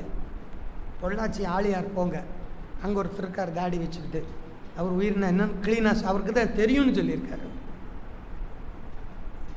அவருக்கு தான் தெரியும் உயிர்னா என்ன, அதனுடைய இயக்கம்னா என்ன. அப்போ அதை உணர்ந்த அருட்தந்தைவர்கள் தான் இந்த சக்கரங்களை முறையாக இயக்கி சிறப்பாக நாம் உடல் நலத்தையும் மனநலத்தையும் பேடுவதற்காக அற்புதமான தவமாக நமக்கு அதை குறிச்சிருக்காங்க. அப்போ அதே போல் இன்னும் ரொம்ப முக்கியமான ஒரு விஷயம் சொல்கிறாங்க பாருங்கள். இந்த பருவ காலங்கள் அந்தந்த பருவத்தில் நடைபெற வேண்டிய முக்கியமான மாற்றங்களை எல்லாம் நிர்ணயிக்கிறது இந்த சக்கரங்களுடைய முக்கியமான விஷயம்னு சொல்கிறாங்க. அப்போ இந்த உணர்வை கட்டுப்படுத்துவதற்கும் அந்தந்த பருவத்தில் உடலில் ஏற்பட வேண்டிய மாற்றங்களையும் அந்த ஏற்றத்தாழ்வு இல்லாமல் சரியாக செய்வதற்கு இந்த சக்கரங்களினுடைய உதவி வேணும். ஆனால் இன்னைக்கு பருவ காலத்தில் சரியாக அந்த பெண்களுக்கு பசங்களுக்கு நடக்க வேண்டியது அந்தந்த பருவத்தில் நடக்குதா? இல்லைங்க. 5ஆம் கிளாஸ் படிக்கிற பிள்ளைங்க ஏஜ் அட்டன் பண்ணிடுது. இங்கே அப்படி தான் நடந்துகிட்ருக்கா? இங்கே அப்படி தான் இருக்கா? எங்கள் ஊரில் அப்படி இருக்குது. நிறையா கேஸுங்க இந்த மாதிரி இருக்குது. 5, 6. அதுக்கு என்ன காரணம் அப்படின்னா இந்த வெளியே இருக்கிற சக்கரம் பண்ணுற வேலை தான். வெளியே இருக்கிற சோசியல் மீடியான்னு ஒரு சக்கரம் இருக்குது பாருங்கள், அது பண்ணுற வேலை. ஏன்னா உங்கள் உணர்வுகள் உங்கள் சக்கரத்தின் சுழற்சியை நிர்வகிக்கிறது. அது தேவையில்லாத பல விஷயங்களை வாங்கி உள்வாங்கியது உணரும் போது சக்கரங்கள் தாறுமாறாக வேலை செஞ்சு அதை இயல்பாக செய்ய வேண்டிய நேரத்தில் வேலை செய்ய மாட்டேங்குது. மிகப்பெரிய கேடாக இருக்கிறது. ஆனால் நல்லது இருக்குது அதில். ஆனால் நல்லதை யாரும் என்ன பண்ணுறது இல்லைங்க, பார்க்குறதில்ல, அதை பற்றி பேசுகிறதில்ல, அது தெரிஞ்சிக்க விரும்புறதில்ல. ரொம்ப ஓவராக நம்ம தான் நல்லது சொன்னால் என்ன பண்ணுறாங்க, போர் அடிக்காத இன்னும் கொஞ்சம் வேகமாக போனால் பூமர்னு சொல்லிடுவோம். ஒரே பார்த்து பூமர்னா என்ன அர்த்தம் தெரியுங்களா? பூமரங்கள்னு சொல்லிடுறேன். நாம் பூமர்னால் ஏதோ சிவிங்கம் தான் போட்டு மின்னிட்டு இருக்கு, அப்படி இல்லைங்க. அது மிகப்பெரிய அர்த்தம் போட்டிருக்காங்க, கூகுளில் போய் தேடினா. 1960களில் வேலை வெட்டி இல்லாத 50-60களில் நிறைய பிள்ளையை பெற்றுக்கிட்டாங்க, அவங்க தான் பூமரான். சரியா? இன்னும் கொஞ்சம் வேறு மாதிரி போட்டிருக்காங்க, ஆனால் கொஞ்சம் ஷார்ட்டாக சொல்லிட்டேன். அதுதான் பூமரான். அப்போ உனக்கு வேறு வேலை வெட்டியது இல்லைன்னு சொல்ல வர்றாங்க. காலம் எப்படி போயிட்டுருக்கு, எவ்வளவு அவங்களுடைய அறிவில் தேவையில்லாத குப்பைகள் நிரப்பப்படுகிறது. ஏன்னா இந்த அறிவுக்கு ஒரு எல்லை இல்லை, லிமிட்டு கிடையாது, ஒரு பார்டர் கிடையாது. இதுக்குள்ளே தான் குப்பை கொட்டணும்னு இப்போ கார்பரேஷன்லாம் சொல்லிடுறான், இதுக்குள்ளே தான் குப்பை கொட்டணும்.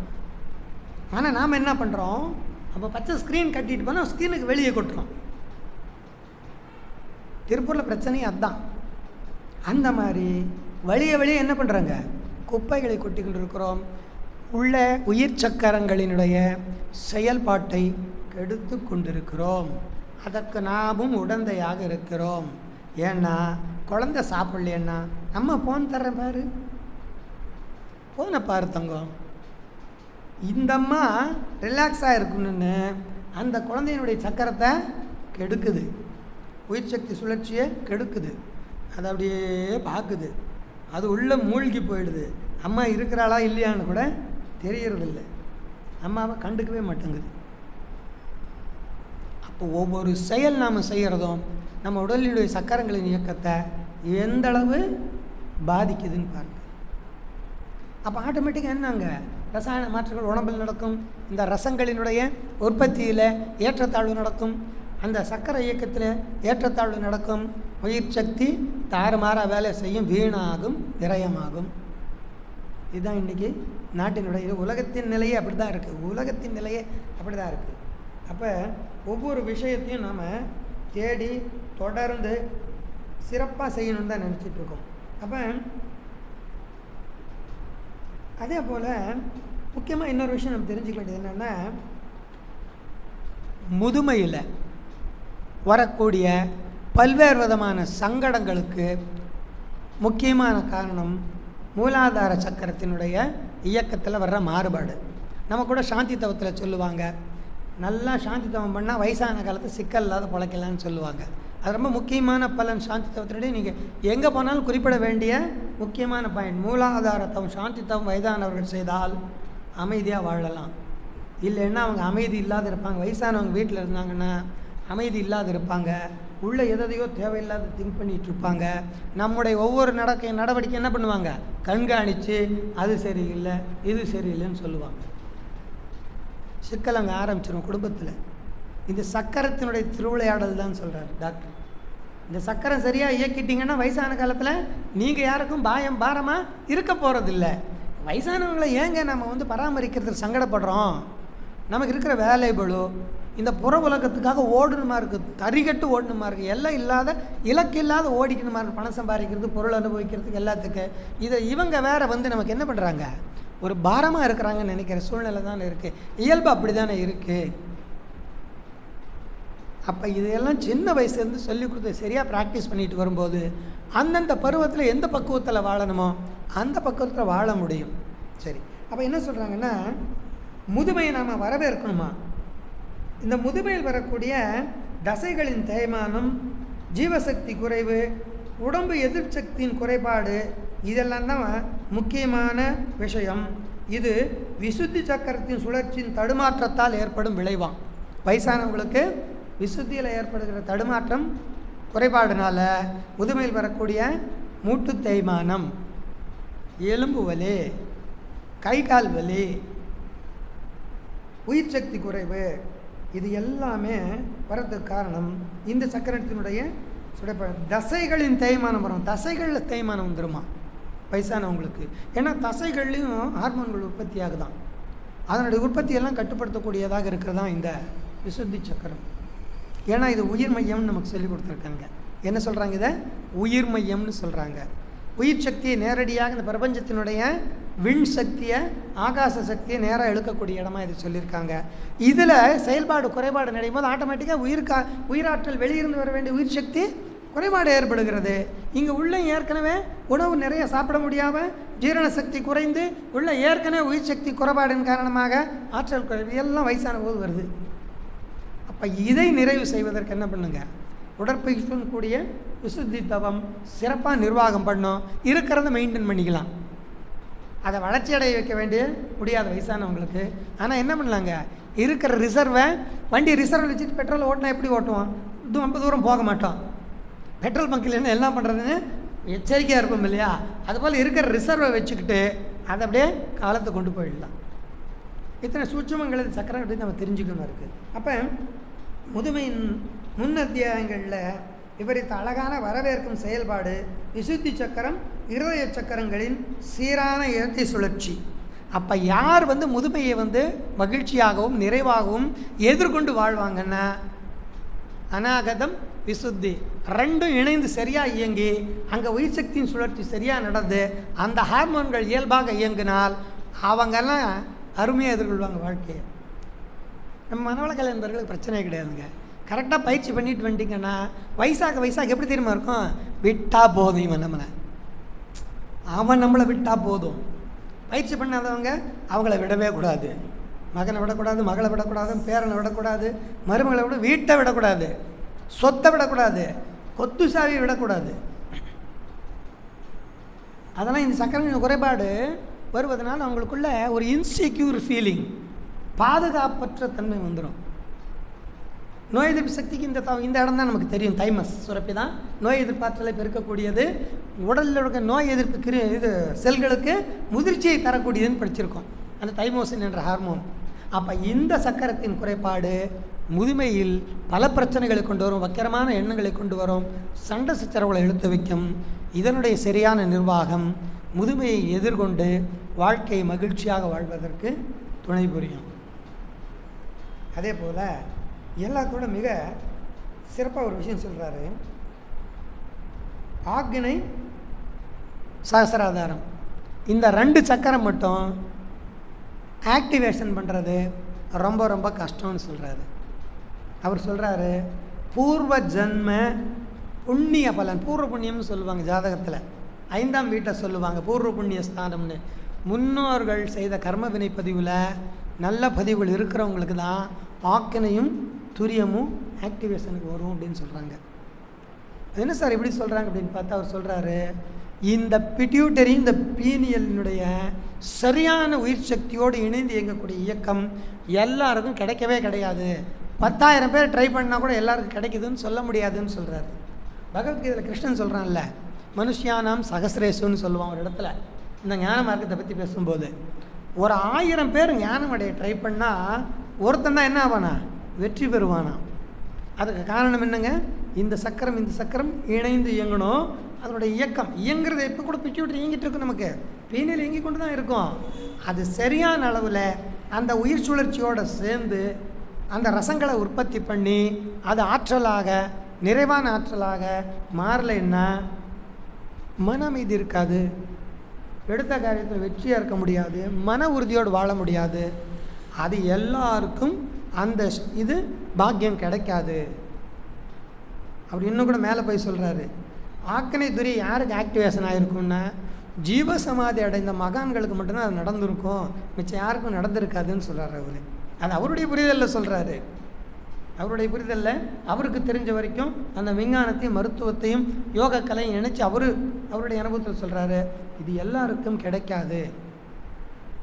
ஆனால் யோக பயிற்சியின் மூலமாக இதையெல்லாம் என்ன பண்ணலாங்க, இயக்கத்துக்கு கொண்டு வந்துடலாம் அப்படின்னு சொல்கிறார். சரி, அப்போ ஆக்குனே இயங்கினா என்ன பலன், துரியம் இயங்கினா என்ன பலன் அப்படின்னா, இந்த மூலாதாரத்துக்கு பிரம்மனுடைய சுரப்பின்னு சொன்னாங்க இல்லையா லலிதா சஹஸ்ரநாமத்தில்.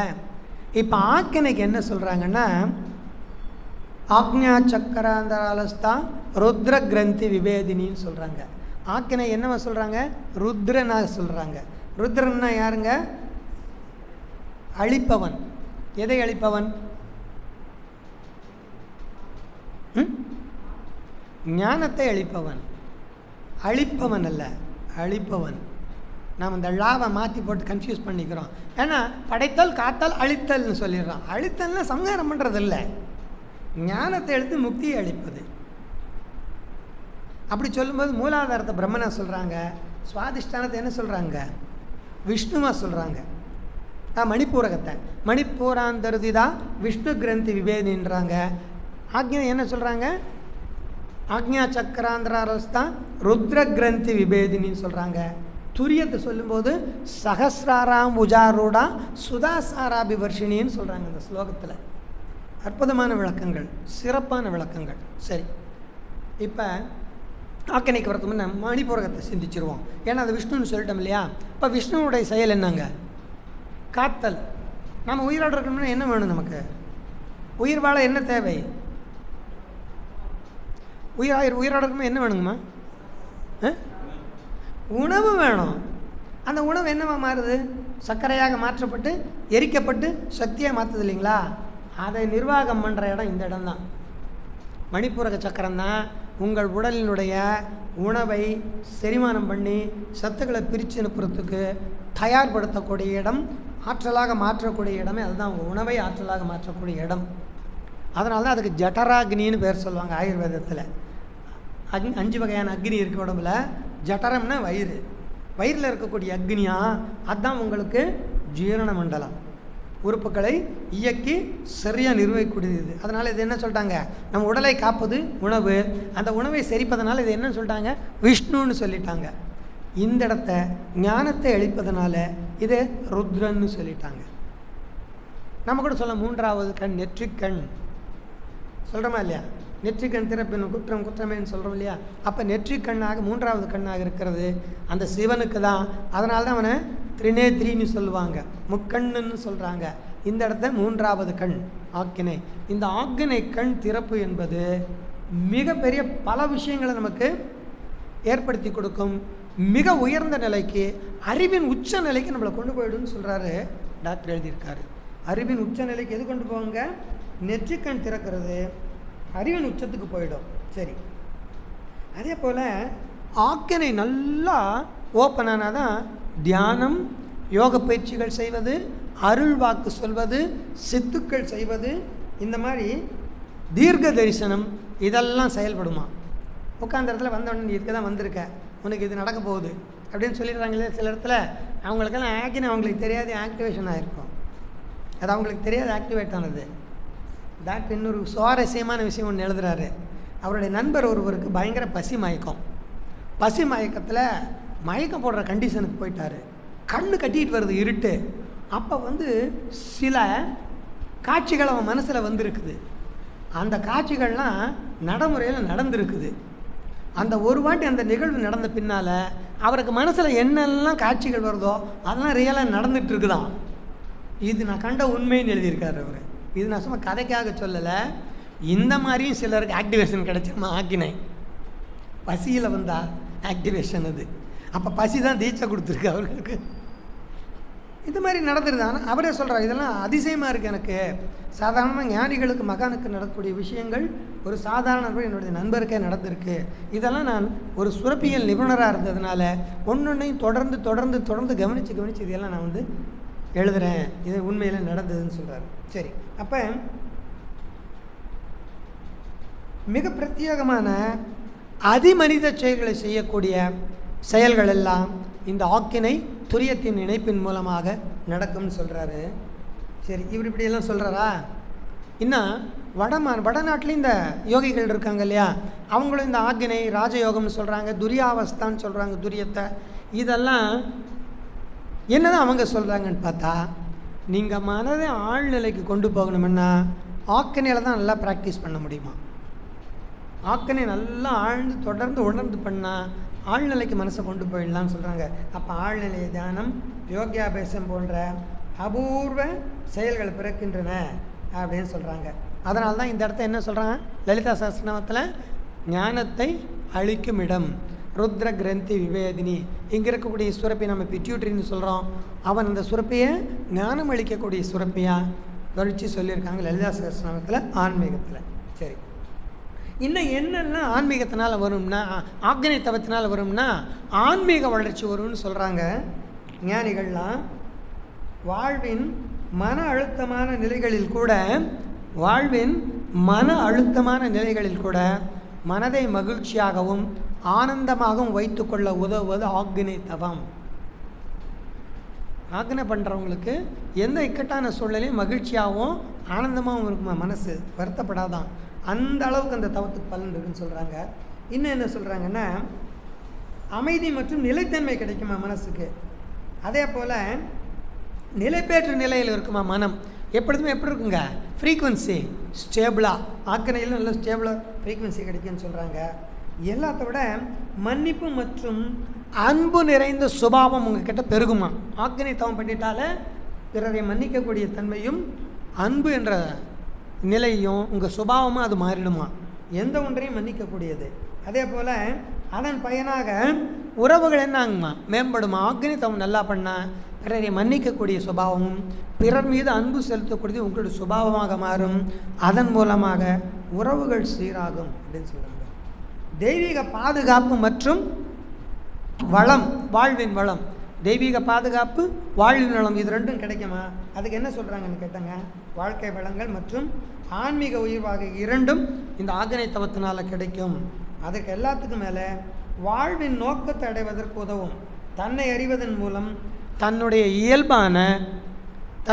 நம்மளுடைய இயல்பு என்னங்க, பிறப்பின் நோக்கம் இறைநிலை உணர்வது. அது இதில் கிடைச்சிருமா, ஆக்ஞையிலே கிடைக்குமா. நிறைய பேராசிரியர்கள் சொல்லி நான் கேட்டிருக்கேன், ஆக்ஞை ஒன்று பண்ணால் போதும்பாங்க. சும்மா 10 தானே தினம் ஒவ்வொரு தாமெல்லாம் பண்ணிட்டுருக்கோண்ணா. ஆக்ஞை ஒழுங்காக அவர் பேர் தர்மலிங்கம் அமிர்தலிங்கம் ஐயான்னு ஒருத்தர் இருந்தார். அவர் மகரிஷி காலத்திலே பயிற்சி எடுத்தவர் திருப்பூரில். ரொம்ப முதுமையான இறந்துட்டார் அவர். அவர் தான் சொல்லுவார், இங்கே பாருப்பா ஆக்ஞை ஒழுங்காக பண்ணியா, அதான் கேட்பார் அவர். அது ஒன்று போதும்ப்பா, வாழ்க்கையில் எல்லா விதமான முன்னேற்றத்தையும் பெற முடியும். ஆக்கினை ஒன்று சரியாக பண்ணுங்க. அதான் இவங்களுக்கு சொல்கிறாங்க, ஆக்கினையில் என்ன கிடைக்குங்க, நிலைபேறு கிடைக்கும், தன்னை எறிதல் கிடைக்கும், இறை உணர்வு கிடைக்கும், சாந்திலையும் கிடைக்கும், துரியத்திலையும் கிடைக்கும். அப்போ ஏன் மகரிஷி 9 வகையான தவம் கொடுத்துருக்காரு. ஏன் கொடுத்துருக்காருன்னா, நான் என்ன புரிஞ்சுக்கிறேன்னா, ஒவ்வொருத்தருடைய தொழில்முறை, அவங்க குடும்ப சூழ்நிலை, அவங்க பழகக்கூடிய நபர்களின் அலை இயக்கத்தன்மை பதிஞ்சிருக்கும். இப்போ நான் இருக்கேன்னா என் கம்பெனியில் வேலை செய்கிறோடைய அலை இயக்கத்தன்மை என்கிட்ட இருக்கும். நான் பழகிற நபர்களுடைய அலை வீச்சு என்கிட்ட கண்டிப்பாக வேலை செய்யும். அதனால் எல்லாருக்கும் ஆக்கினையில் இறைவனர் வருதுன்னு சொல்ல முடியாது, கேரண்டி சொல்ல முடியாது. அதனால் விதவிதமாக கொடுத்தாங்க. யாருக்காவது ஏதோ ஒரு தவத்தில் செட் ஆகிடும். எங்கள் மன்றத்தில் ஒரு அக்கா ஒரு ஆழ்நிலை தான் ஒரு நாள் காலைல 5 மணிக்கு செஞ்சு பார்க்கலான்னு எடுத்தது. கண்ணாடி பயிற்சி முடிச்சுட்டு அதே பொசிஷனில் அப்படியே உட்காந்து லைட் ஆஃப் பண்ணி அப்படியே தவத்துக்குள்ள சாந்தி தவம் எடுத்தேன். அவங்க வீட்டுக்கு போய் ஃபோன் பண்ணுறாங்க சாயங்காலம், காலையில் மூலாதாரத்தை உணர்ந்த துடிப்பு இன்னும் துடிச்சிட்டு இருக்குதுன்றாங்க. அடுத்த நாள் வரல, அதுக்கு பின்னால் வரல. உங்களுக்கு உயிர் துடிப்பை மூலாதாரத்தை உணர்ந்துருக்காங்க. மிகப்பெரிய விஷயம் அது. எத்தனை பேருக்கு அது கிடச்சிருக்கும்? அதனால தான் அதிகாலை நேரம் தவம் செய்ய சிறந்தது. அப்படிங்கிறது என்னென்னா, அந்த ஃப்ரீக்குவென்சி உங்களுக்கு சீக்கிரமாக செட் ஆகும். அப்படியே அவங்க ஸ்லாகிச்சு சொல்கிறாங்க, எனக்கு அவ்வளோ சந்தோஷமாக இருந்ததுண்ணா அப்படின்னு ஃபோன் பண்ணி சொன்னாங்க எனக்கு. அப்புறம் அதுக்கு பின்னாடி அவங்களும் தவம் சூப்பராக எடுப்பாங்க. அவங்க என்னை விட சீனியர் அவங்க பயிற்சியில். அதுக்கு பின்னாடி எனக்கு அது மாதிரி வரலண்ணா, ட்ரை பண்ணால் வராது தவம். உட்காந்து இயல்பாக அப்படியே கண்ணை மூடினா சில நேரம் செட் ஆகிடும். அதை கூட்டிகிட்டு போகும், நல்லாயிருக்கும். இன்றைக்கி நான் நல்லா தவம் பண்ணுவேன், இன்றைக்கி செம்மையாக தவம் பண்ணுவேன் நினச்சிட்டு உட்காந்திங்கன்னா அருட்காப்பு போடும்போதே முடிஞ்சிடும். தவம் பண்ணும்போது மட்டும் நான் நல்லா தவம் பண்ணுவேன்னு நினச்சிட்டு உட்காராதீங்க. சும்மா உட்காந்தா கண்ணை மூடி அப்படியே ட்ரை பண்ணுங்க, சில நேரம் நல்லா செட் ஆகிடும். நமக்கு தெரியாதே நடந்துடும். ஏன்னா எப்போ அலைச்சூழல் குறையுது எப்போ பண்ணுதுன்னு தெரியல. அப்போ ஏதோ ஒரு நிலையில் ஏதோ ஒரு தவத்தில் நாம் கொஞ்சம் அலைச்சூழலை குறைப்பதற்கு பழகணும் என்பதற்காக தான் இத்தனை வகையான தவங்கள் மகிழ்ச்சி கொடுத்துருக்காரு. சரி, இதெல்லாம் ஆக்கினையருடைய பலனாக பார்த்துட்டோம். இப்போ சகசிராதார சக்கரத்தினுடைய பலன்கள் என்ன 5 நிமிஷம் பார்த்தா நம்ம நிறைவு பண்ணிக்கலாம் வகுப்பை, சத்சங்கத்தை. சகசிராராம்புஜாரோட சுதா சாராபிவர்ஷினின்னு லலிதா சகசிரநாமம் சொல்லுது.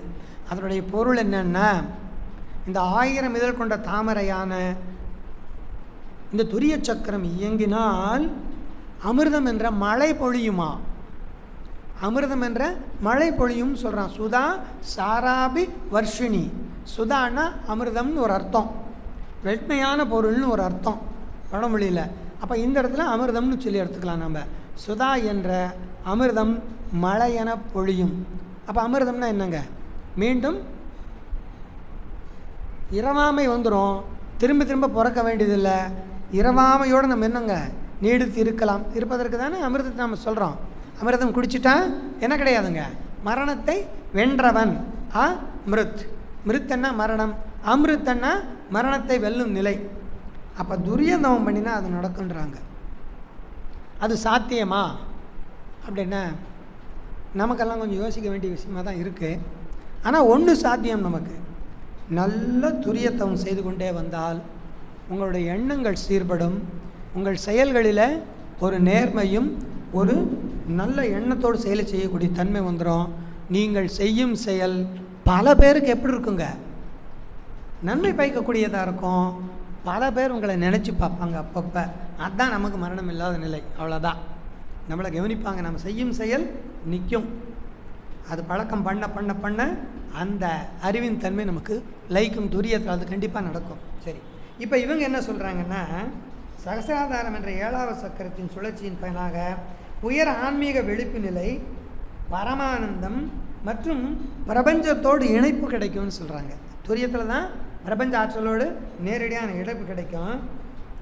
எல்லையற்ற அமைதி, மோட்ச அனுபவம், மனத்தெளிவு, இறைஞானம் மற்றும் அகங்காரத்திலிருந்து விடுதலை கிடைக்குமா. ஈகோ அழிஞ்சிருமா துரியதவம் பண்ணா. எல்லையற்ற அமைதி கிடைக்குமா, பரமானந்தம், மோட்ச உணர்வு. அதை என்ன சொல்கிறாங்கன்னா ஆத்ம சாட்சாத்காரம்னு சொல்கிறாங்க. இது எல்லாமே கிடைக்குமா. அதே போல் மோட்சத்தை நோக்கி உங்களை அழைத்து செல்லுமா. வாழ்வின் இறுதி நோக்கம் துரியத்தை அடைவது தான் சொல்கிறாங்க வடமொழியில். தன்னையோ கடவுளையோ அறிந்து தேரும் வழி, மனம் முழுமையாக அசைவற்று நிர்விகல்ப சமாதி கிடைக்கும் அப்படின்னு சொல்கிறாங்க. நீங்கள் இந்த சித்தர்கள் வழியிலலாம் நீங்கள் போனீங்கன்னா நிர்விகல்ப சமாதிங்கிறது பெரிய விஷயமாக பேசுவாங்க. அது எல்லாருக்கும் கிடைக்காது. அப்படி நிர்விகல்ப சமாதி ரொம்ப ரேராக தான் கிடைக்குமா. பழனியில் ஒரு சித்தருடைய ஜீவசமாதிக்கு போன உடனே அவர் அந்த கோயிலில் கோயிலுக்கு பக்கத்தில் ஒருத்தர் அன்னதானம் பண்ணிகிட்டு இருக்காரு. அவர் சொன்னார், இங்கே போய் நீங்கள் கும்பிடுங்க, இவர் நிர்விகல்ப சமாதி அடைஞ்சவர், மிகப்பெரிய விஷயம், ஒரு 150 வருஷத்துக்கு முன்னே அவர் சமாதி அடைஞ்சிருக்காரு அப்படின்னு சொன்னார். இப்போ நிர்விகல்ப சமாதின்னா வேறு ஒன்றும் கிடையாதுங்க, எனக்கும் இறைவனுக்கும் எந்த விதமான வேறுபாடுகளும் உணர்ந்த நிலையில் கிடைக்கிற சமாதி தான்.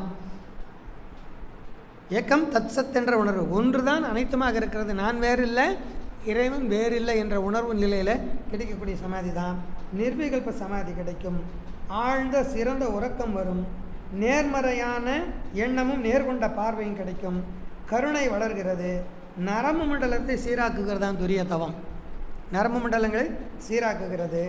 இவையெல்லாம் அக வாழ்க்கை சார்ந்தது. இது எல்லாமே ஒரு தனி மனிதனுக்கானது. இப்போ இதெல்லாம் நம்ம செய்கிறோம், 9 வயது துரியம் செய்கிறோம், சாந்தி செய்கிறோம், ஆக்கினை செய்கிறோம், உணர்ந்து செய்கிறோம், நாம் நல்லா இருக்கோம். நம்ம ஒன்று நல்லா இருந்தால் போதுமா? பக்கத்து வீட்டுக்காரன் நல்லா இருக்கணுமா வேண்டாமா? பக்கத்து நாட்டுக்காரன் நல்லா இருக்கணுமா வேண்டாமா? இப்போ இந்த சக்கரத்துக்கு வந்துடுவோம். இப்போ இதை உள்ள சக்கரத்தையெல்லாம் பார்த்தாச்சு. இந்த வெளி சக்கரம் ஓடிட்டுருக்கல வேகமாக பல சக்கரங்கள், அதை கவனிப்போம். இப்போ என்ன பண்ணுவது? இன்றைய கால சூழ்நிலையில் வாழ்க்கை என்பது வாழ்க்கை சக்கரம் பஞ்சராகி தான் நிற்கிது இல்லைங்களா? வாழ்க்கை சக்கரம் பஞ்சராக தாங்க இருக்குது. எங்கள் ஊரில் பஞ்சர் ஆகிடுச்சு. ஏன்னா வடநாட்டுக்காரன் போனால் வேலை செய்ய வந்தேன் எங்கள் ஊருக்கு. கேஸ் கிடைக்கலன்னா ஒன்றும் இல்லைங்க, எங்கள் வீதியில் கேஸ் சிலிண்டர் புக் பண்ணால் கேஸ் வரத்துக்கு 45 நாள் ஆகணுன்னு புருஷன் முன்னாடி 2 சாக்கு போய் எடுத்தாங்க. சாமானை பூரா மூட்டை கட்டி 2 பேர் எங்கள் கண்ணு முன்னால் நடந்தது. அதே வீதியில் வேறு ஒருத்தன் குடியிருக்கான் வடநாட்டுக்காரன், அவன் வீட்டில் கொண்டு போய் வச்சு 2 பேக் எடுத்துகிட்டு போனான். எங்கடா போகிறாங்க? ரயில்வே ஸ்டேஷன் போயிட்டான். நான் ஊருக்கே போகிறேன், அங்கே போனால் விரவு சொல்லி அடித்து ஏதோ வர ரொட்டி சாப்பிட்டுக்குவோம், அப்புறம் கேஸ் எல்லாம் தட்டுப்பாடு செய்யட்டோம், நாங்கள் வர்றோம். பஞ்சராகி நிற்கிது வாழ்க்கை. இப்போ அவங்கெல்லாம் இதை நம்பி இங்கே நல்ல சம்பளம் கிடைக்குது, வாரமான சம்பளம் கிடைக்குது, 10 ரூபா மிச்சம் பண்ணலான்னு வந்தாங்க. சிக்கலாகிடுச்சில்ல வாழ்க்கை. அப்போ இந்த சிக்கல்களுக்கு என்ன காரணம்? இதுவும் சில தனி மனிதர்களுடைய உடல் சக்கர இயக்கங்களில் வந்த குளறுபடி தேக்க நிலை தான். அதில் ஒரு ஆள் தான் அந்த ஆள், நான் முன்ன சொன்ன ஆள். இப்போ எல்லோரும் என்ன தெரியுமா சொன்னாங்க? அவனை போட்டால் சரியா போய் 800 கோடி பேர் சாபத்தை அந்த ஆள் வாங்குகிறான். இப்போ என்னத்தை சாதிக்க போகிறாங்க? என்னத்தை சாதிக்க போகிறாங்க? இன்னும் 30 வருஷத்துக்கு தான் அந்த பெட்ரோல் வருமா ஈரானில் இருக்கிறது? அரபு நாட்டில் இருக்கிற பெட்ரோல்லாம் 30-40 வருஷத்துக்கு அதுக்கு மேலே இல்லை, வளம் குறைஞ்சி போச்சு. எதுக்கு இந்த சண்டை? இதில் என்ன சாதிக்க போகிறாங்க? போர் என்பது மகிரி சொல்கிறார், போர் என்பது மனிதனை மனிதன் கொன்று குவிக்கும் செயல். போர்னா வெற்றி அடைவதோ சாதிப்பதோ ஒன்றும் கிடையாது. மனுஷன் கொல்றதுக்கு பேர் தான் போர். பெரிய அக்கப்போர். இந்த அக்கப்போரை எப்படி தீர்க்கிறது? அந்த ஆளை கூப்பிட்டு வந்து பவானி மன்றத்தில் உட்கார வச்சு ஆக்கினை சாந்தி துரியம் தீட்சை 1 வாரம் உட்கார வச்சு கொடுத்து தவம் பண்ணுறான்னு விட்டுறணும். தற்கொலை பண்ணிக்குவான். அவனை உட்காந்து நீங்கள் கண்ணை மூடி தவம் பண்ணுறான்னு சொன்னால் தற்கொலை பண்ணிக்குவாங்க. அப்படியே அது முடிச்சிடும்.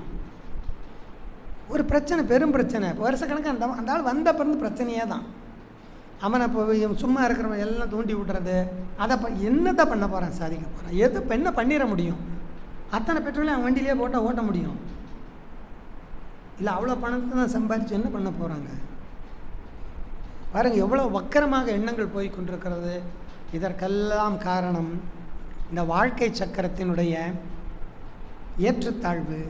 2 சக்கரம் சரியாக சிங்காய் சுழலாம் போனது. அம்மா அழகாக சொன்னாங்க, வண்டி ஓட சக்கரங்கள் 2 மட்டும் வேண்டும், 2இல் 1 சிறியது என்றால் எந்த வண்டி ஓடும்? நொண்டி அடிக்குது. இப்போ தான் எல்லோருடைய வாழ்க்கையும் சிக்கலுங்க. தனியாரெலாம் பெட்ரோல் 7 ரூபா எச்சு பண்ணிட்டான் லிட்டருக்கு. இப்போ கவர்மெண்ட் பண்ணால் அடி விழுந்துருன்னு கமெண்ட் இருக்குது. கொத்த விழுந்துடும், ஜனங்க போராட்டம் பண்ணிடுவாங்க, கமெண்ட் இருக்குது. தனியார் போனால் 7 பேர் 12 ரூபாலாம் ஏற்றிட்டான். இப்போ எல்லா பொருள் விலை ஏறுது. 10 ரூபா இருந்த டீயெல்லாம் 15 ரூபா, 7 ரூபாய்க்கு இருந்த போண்டா பச்சி முறுக்கெல்லாம் 10 ரூபா. அப்படியே சடனாக 4 நாள் லீவ் விட்டுறாங்க கடை. அவங்கெல்லாம் சாப்பாட்டுக்கு என்ன பண்ணுவாங்க? ஒரு மாஸ்டரு ஒரு 1000 ரூபா சம்பளத்துக்கு வேலை செய்கிறாரு, 4 நாள் வேலை இல்லைன்னா அந்த குடும்பம் எப்படி பிழைக்கும்? அப்போ எவனோ ஒருத்தன் சிந்திக்காத செய்யக்கூடிய செயல் பாருங்கள். மகரி சொல்கிறாரு, ஒருவன் செய்யும் தவறு சமுதாயத்தையே பாதிக்கும். அதே இப்போ நேரடியாக நம்ம பார்த்துட்டோம். இப்போ என்ன பண்ண முடியும்? நாம் என்ன பண்ணலாம்? நாம் இதுக்கு இந்த சிக்கலான சூழ்நிலை இனி தொடர்ந்து வரக்கூடாது. நம்ம சந்ததிகளுக்கெல்லாம் இது வரவே கூடாது. ஏன்னா வரக்கூடிய காலம் இன்னும் எப்படி இருக்க போகுதுங்க? கடுமையானதாக இருக்க போகிறது, போட்டி மிகுந்ததாக இருக்க போகிறது. தொழில்நுட்பம் சார்ந்ததாக இருக்க போகுது. என்ன பண்ணலாம்? நமக்கு என்ன வழி கொடுத்துருக்கார் மகரிஷி? அவ்வளோதாங்க. அதை விட மிகப்பெரிய மந்திரமே கிடையாது, அதை விட வழியாக கிடையாது. என்ன பண்ணுறதுங்க? எல்லோரும் தினம் காலையில் சாயங்காலம் எப்போயா இருந்தாலும் ஃப்ரீ டைம் கிடைக்கும்போது வாழ்க வையகம் வாழ்க வையகம் வாழ்ன்னு சொல்லிகிட்டே இருக்கணும். நைட்டில் கொஞ்சம் நம்ம வயசானவங்களுக்கெல்லாம் நைட்டில் தூக்கம் தெரிஞ்சிடும். மிட் நைட்டில் தெரிஞ்ச உடனே நாளைக்கு என்ன பண்ணுறது, இந்த பணம் வருமா வராதெல்லாம் சிந்திச்சா தூக்கம் வராது. கண்ணை மூடி வாழ்க வையகம் வாழ்வோன்னு சொல்லுங்கள். ஒரு 10-20 வாட்டி சொன்னீங்கன்னா தூக்கம் வந்துடுது தானா. இப்போ எனக்கெல்லாம் 2:30 மணி 3 மணிக்கு தூக்கம் தெரிஞ்சிடும். தெரிஞ்ச உடனே முன்னெல்லாம் என்ன பண்ணுவேன், நாளைக்கு இந்த அடுத்த வாரத்துக்கு என்ன பண்ணுறது, கம்பெனி இந்த பீஸ் எல்லாம் விற்றுக்கணுமே, காசு ஆக்கணுமே. இப்போல்லாம் அதெல்லாம் கவலைப்படுறதில்ல. அது விற்கும்போது விற்குங்க. என் பொருள் விற்கணும்னா விற்கல, அதை யாரும் தடுக்க முடியாதுல்ல, யாரும் விற்றும் கொடுக்க முடியாது. என்னுடைய செயலுக்கு தகுந்த மாதிரி விலை வந்துடும். என்னுடைய கர்மாவுக்கு தகுந்த மாதிரி எனக்கு வாழ்க்கை முறை, என் வாழ்க்கை சக்கரம் அப்படி தான் ஓடும். அதை கொஞ்சம் மாற்றணும், அதை கொஞ்சம் நல்ல விலையில் திருப்பணும்னா உலகத்தை வாழ்த்தணும். அவ்வளோதான், வேறு வழியே கிடையாது. நம்ம தான் இப்போ வாழ்த்தினா உடனே சரி வந்துடுமா, அதெல்லாம் கேரண்டி சொல்ல முடியாதுங்க. ஏன்னா விஷயம் பெரிய விஷயம். நம்ம வாழ்த்தக்கூடிய விஷயம் உலக அமைதி, உலக மக்கள் எல்லோரும் இணக்கமாக சகோதரத்துவத்தோடு வாழணும். நம்ம இன்னும் பெரிய அளவில் இதை வாழ்த்தணும், நிறைய பேரோட வாழ்த்தணும், தொடர்ந்து வாழ்த்தணும், நீண்ட காலத்துக்கு வாழ்த்தணும். அப்படி வாழ்த்தும் போது இந்த பிரபஞ்ச காந்தத்திலே ஒரு இணைப்பு ஏற்பட்டு அந்த அமைதியான சூழ்நிலை எல்லார் மனதிலையும் பதிஞ்சு ஒரு கட்டத்தில் இந்த சண்டை சச்சரவு இல்லாத இணக்கமாக வாழலாம் என்ற ஒரு எண்ணம் வரும். அப்போ இந்த வாழ்க்கை சக்கரம் எல்லா மக்களுக்கும் சிறப்பாக ஓடும். இந்த சக்கரத்தின் சுழற்சியும் சீராக இருக்கும். இந்த சக்கரத்தின் உடல் சக்கரத்தின் சுழற்சி சீராகும்போது வாழ்க்கை சக்கரம், இந்த லௌகிக வாழ்க்கை, இந்த இயக்கம் எல்லாமே சரியாக போகும். அப்போ அதை நோக்கி நம்ம என்ன பண்ணுங்க, தொடர்ந்து பயிற்சி செய்ய வேண்டும், முயற்சியோடு பயிற்சி செய்ய வேண்டும். பெருமுயற்சி கொண்டு இந்த பயிற்சியை கொண்டு போய் எல்லாருக்கும் சேர்த்தணும். இடையிடையே வேதாத்ரி மகரிஷியினுடைய பயிற்சியை தொடர்ந்து செய்யக்கூடிய வேதாத்திரிய குடும்ப அன்பர்களாகிய நாம் எல்லாருமே செய்ய வேண்டியது, மனதார இந்த பூ உலகை நினைத்து ஆழ்ந்து உணர்ந்த நிலையில் வாழ்த்தும்போது நிச்சயமாக நம் எண்ண அலைகளுடைய பிரதிபலிப்பு இந்த வான்காந்தத்திலே பதிந்து பிரதிபலித்து அதுக்கு குருவினுடைய ஆற்றலும் துணையாக இருக்கும்.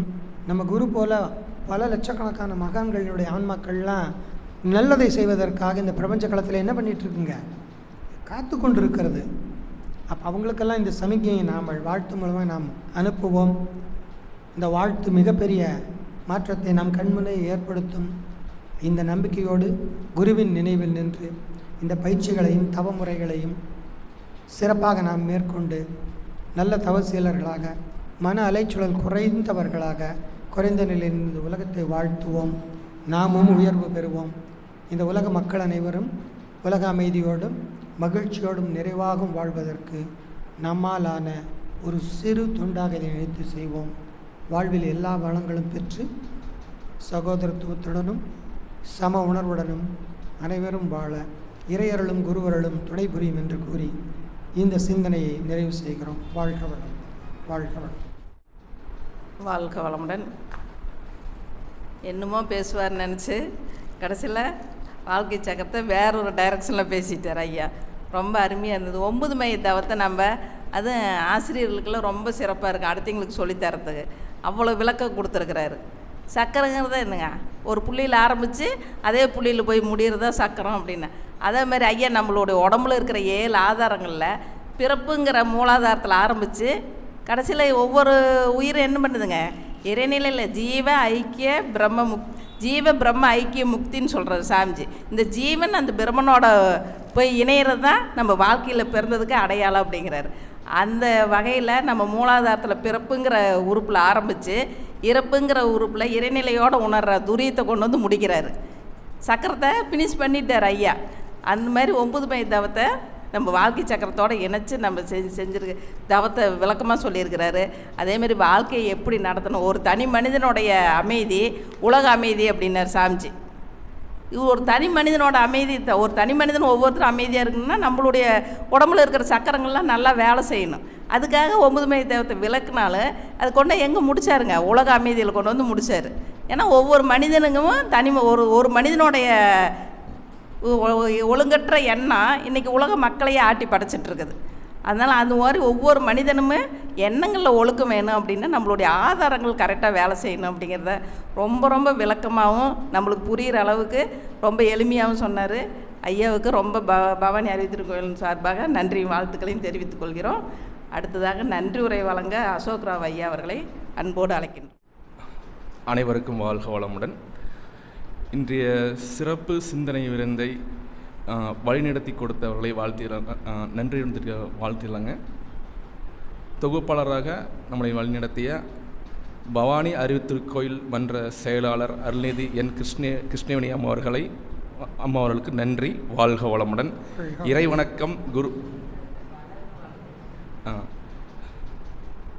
இறைவணக்கம் குரு வணக்கம் பாடிய அருள்நிதி மாலதி கிருஷ்ணன் அம்மா அவர்களை வாழ்த்திடலாங்க, வாழ்க வளமுடன். சாந்தி தவம் நடத்திய அருள்நிதி விஸ்வநாதன் ஐயா அவர்கள் வாழ்க வளமுடன். வரவேற்புரை நல்கிய அருள்நிதி பிரபு அவர்கள் வாழ்க வளமுடன். இன்று சிறப்பு சிந்தனை விருந்து அளித்த திருப்பூர் மனவளக்கலை மன்ற பேராசிரியர் அருள்நிதி கோ சரவணன் ஐயா அவர்கள் வாழ்க வளமுடன். அவர் தம் ஆன்மீக சேவை வாழ்க வளமுடன். அவர்கள் வாழ்வில் எல்லா வளமும் நிறைவாக பெற வாழ்க வளமுடன். அசோக் ராவ் ஐயா அவர்கள் வாழ்க வளமுடன். ஒரு அறிவிப்புங்க. நாளை சனிக்கிழமை தத்துவ விளக்கு பயிற்சி நடக்குதுங்க மன்றத்தில். சென்னையிலிருந்து கணேசன் ஐயா அவர்கள் வந்து நடத்திருக்கிறாரு. ரொம்ப அருமையாக இருக்கும். தத்துவங்களெல்லாம் இப்போ சொன்னாருங்களே, 1 மணி நேரம் சொன்னார். இதை நம்ம காலையில் 10 to 4 கேட்க போகிறோம். சென்னையிலேருந்து பெரிய பேராசிரியர் வந்து நடத்துகிறாரு. அனைவரும் வந்து கலந்துக்கிட்டு தத்துவங்களை கேட்டு நான் பயனடையணும்னு கேட்டுக்கிறேன். அதேமாதிரி மதிய உணவு அவங்கவுங்க கொண்டு வந்துடலாம், கையில் எடுத்துகிட்டு வந்துடலாம். காலையில் 10 மணிக்கு சார்பாக கிளாஸ் ஆரம்பிச்சிடும். தத்துவ விளக்கு பயிற்சியில் அனைவரும் சேர்ந்து கலந்து பயனடையலாம். அதேமாரி வர ஞாயிற்றுக்கிழமை 5/4/26 ஆன்மீக அறிமுகம் நடக்குது. அதிகாலை வகுப்பு காலையில் 5 மணிக்கு 5:30 to 7:30. முடிஞ்ச அளவு எல்லாத்துக்கும் நம்ம தெரியப்படுத்தி காலையில் 5:30 மணி கிளாஸுக்கு வர்றதுக்கு ஏற்பாடு பண்ணலாம். வாழ்க வளமுடன். உலக நல வாழ்த்து பாடி நிறைவு செய்து கொள்ளலாம். உலக நல வாழ்த்து. உலகமெல்லாம் பருவமழை ஒத்தபடி பெய்யட்டும், உழவரெல்லாம் தானியத்தை உவப்புடனே பெருக்கட்டும், பல தொழில்கள் புரிகின்ற பாட்டாளி உயரட்டும், பகுத்துணர்வில் தொகுத்துணர்வு பண்பாட்டை உயர்த்தட்டும், கலகங்கள் போட்டி பகை கடந்தாட்சி நடக்கட்டும், கல்லாமை கடன் வறுமை கலங்கங்கள் மறையட்டும், நலவாழ்வை அளிக்கும் மெய் ஞான ஒளி வீசட்டும், நம் கடமை அறவாழ்வின் நாட்டத்தே சிறக்கட்டும், நம் கடமை அறவாழ்வின் நாட்டத்தே சிறக்கட்டும், நம் கடமை அறவாழ்வின் நாட்டத்தே சிறக்கட்டும். வாழ்க வையகம், வாழ்க வையகம், வாழ்க வளமுடன், வாழ்க வளமுடன்.